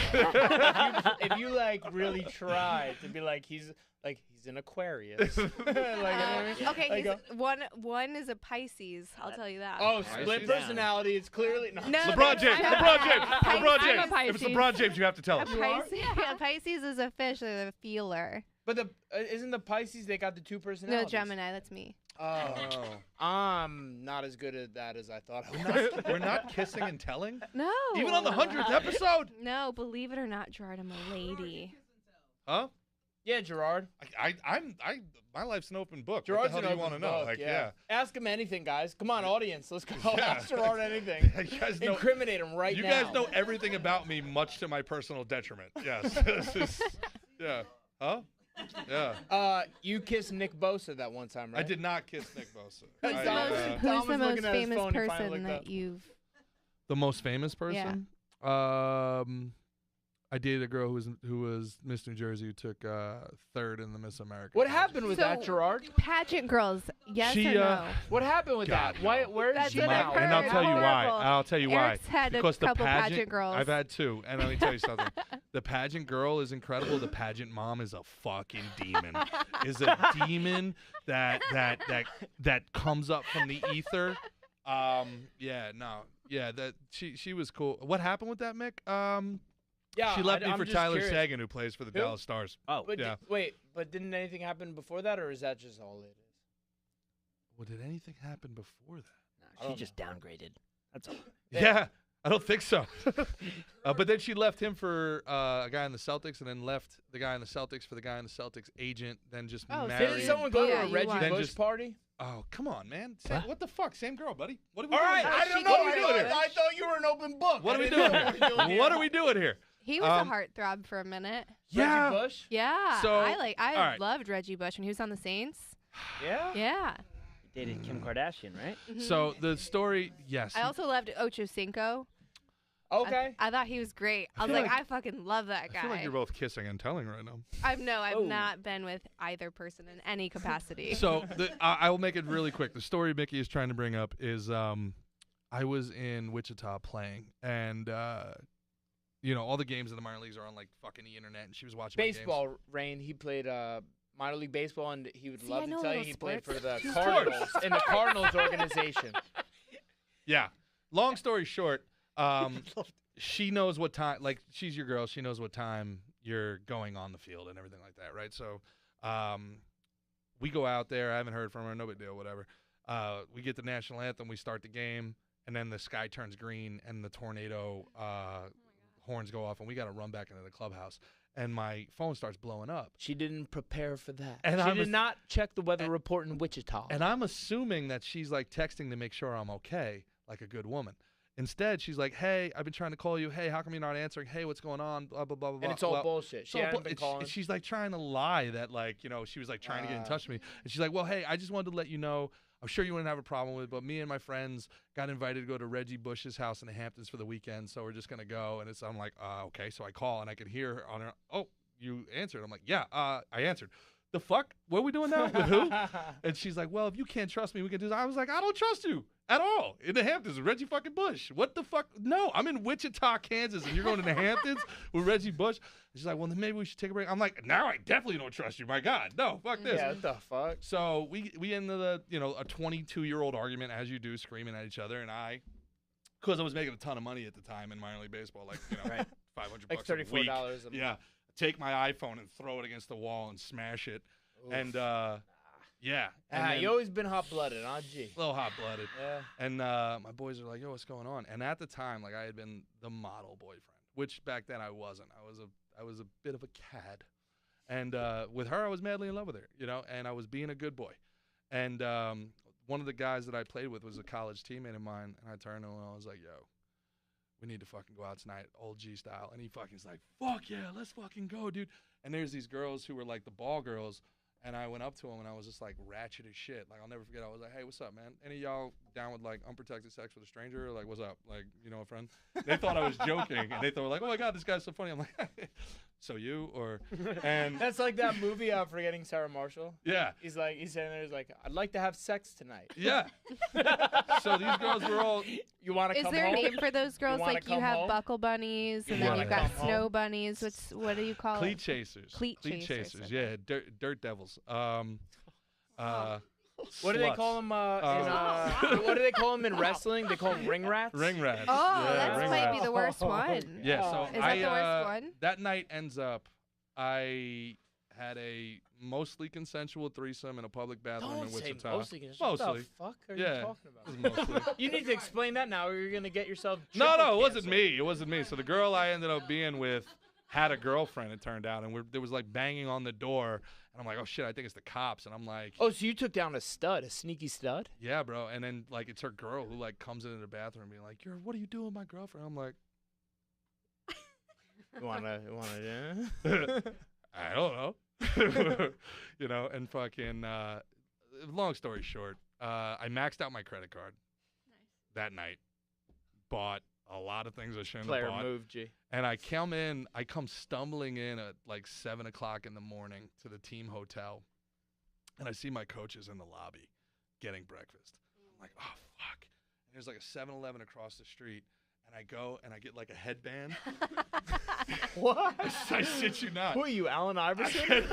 They had like those red, white, and blue headbands, bro. I get like a headband, arm sleeve, I take my shirt shooting off. sleeve. I take my fucking shirt off. I throw the fucking shirt out. I got a guinea tea, and then I come in like I was fucking jogging. I was like, "Hey, doubleheader today. We got to get 2." And they're like, "All right." They bring the fucking team together later that night, and they're like, "Yo, I know a lot of you guys, because the game got canceled last night, got drunk. Don't take your career seriously. Heron was out there jogging 7 o'clock in the morning."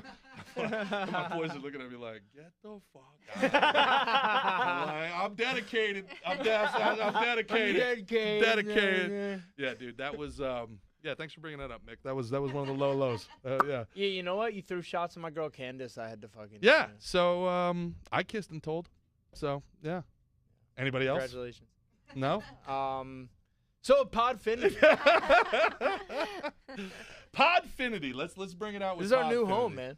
Podfinity. We've been sitting on this news for a very, very long time. This is breaking news to this is the breaking Slick and news. Thick fandom. Breaking news. Podfinity is going to be the new podcast network for Slick and Thick. Hopefully other podcasts as well, but our goal is to have over 100 podcasts by the end of this year. We have massive infrastructure in place. We've got 3 studios right here centrally located in Southern Florida. And we're going to do things for the creator that have never been done before. This is literally, we're entering into the age of authenticity.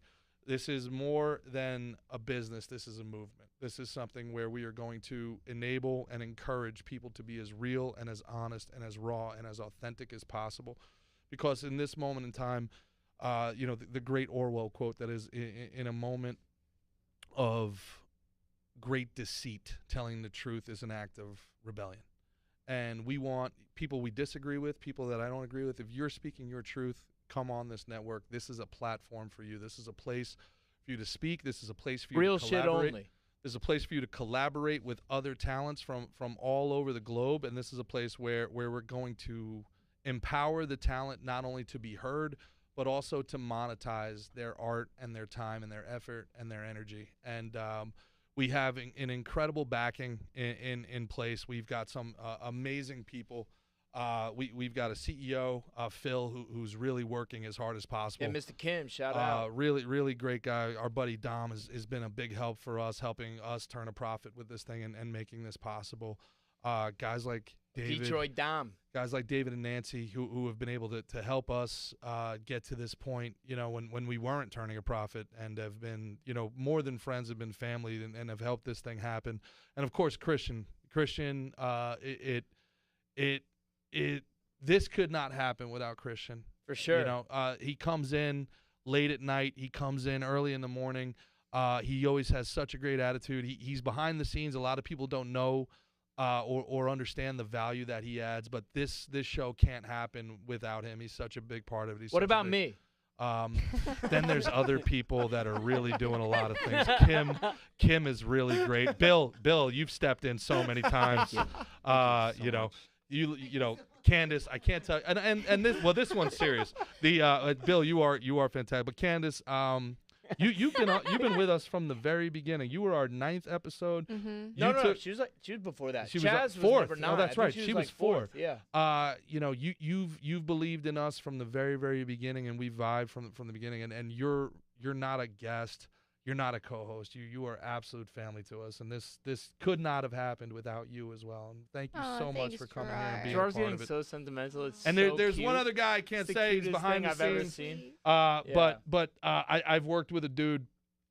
We put in 60 hours in the last 3 days getting this thing ready. It's nuts, and I love this guy. He's very quickly become a remarkable mentor, and I can't thank him enough for 100%. everything that he's done. That feeling's mutual. Yeah. And I really, really, really believe we're going to look at this in a year. We're going to look at this at episode 200 and episode 250, and what we're going to be able to do to empower people and affect the culture, and help the independent artist monetize themselves. And it's not a small thing, man, to not feel like you have to say somebody else's words, otherwise you're not going to make money.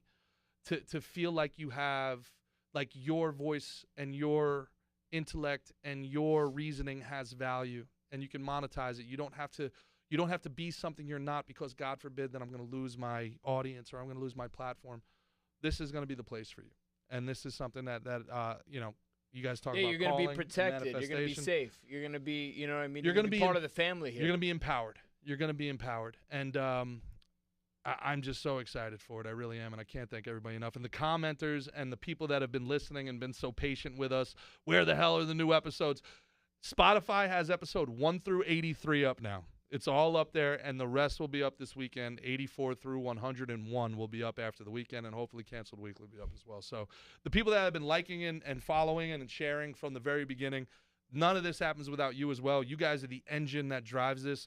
They've tried to shadow ban us. Mickey, unfortunately, has got a taste of the shadow ban. I came in here with like a clean-cut image and shit, and I partner up with this fucking behemoth. And a quarter million followers, and it's like, yeah. But they tried. And of course, the people But the people demand it, man. They find out the real shit. They search out the real shit. Yeah, the people. You know? The people that watch, like, share, follow. I mean, it's such a privilege and an honor that tens of thousands of you download us and give us an hour of your day and listen to us while you're working, and the truck drivers that come to the shows and tell us that you put it on for 3 hours while you're driving. The fact that you guys give us that time and attention it's just, I can't tell you how much it means and how much I thank you and love you for it, and I hope that we're worthy of it and we continue to improve. And Mickey, man, I love you. You're my brother. I love you too. I could never do this thing 4 hours, 6 hours a week with someone who sucked. You make it fun. Yeah, I'm fucking sick, You right? make it awesome. You're the funny one on this podcast. You're the good-looking one on this podcast. And if you ever show up on time, I swear to God, this thing will go to the fucking moon. Dang. So for everybody, we love you. This is Slick and Thick, episode 100. Hey, check out Cancel Weekly. That's our Check out Cancel Weekly. It's me, Gerard, and Candice, and it's a might good be show. better than this, like It's a damn good show. It's a really, really good show. Check out Yeah, Cancel Weekly. I'm super proud of that, of what the three of us built, and yeah, it's amazing. Yeah. Well, here's to the next 100, guys. Hey, cheers. Cheers, motherfuckers. Thank you so much. Love you guys. Thank you.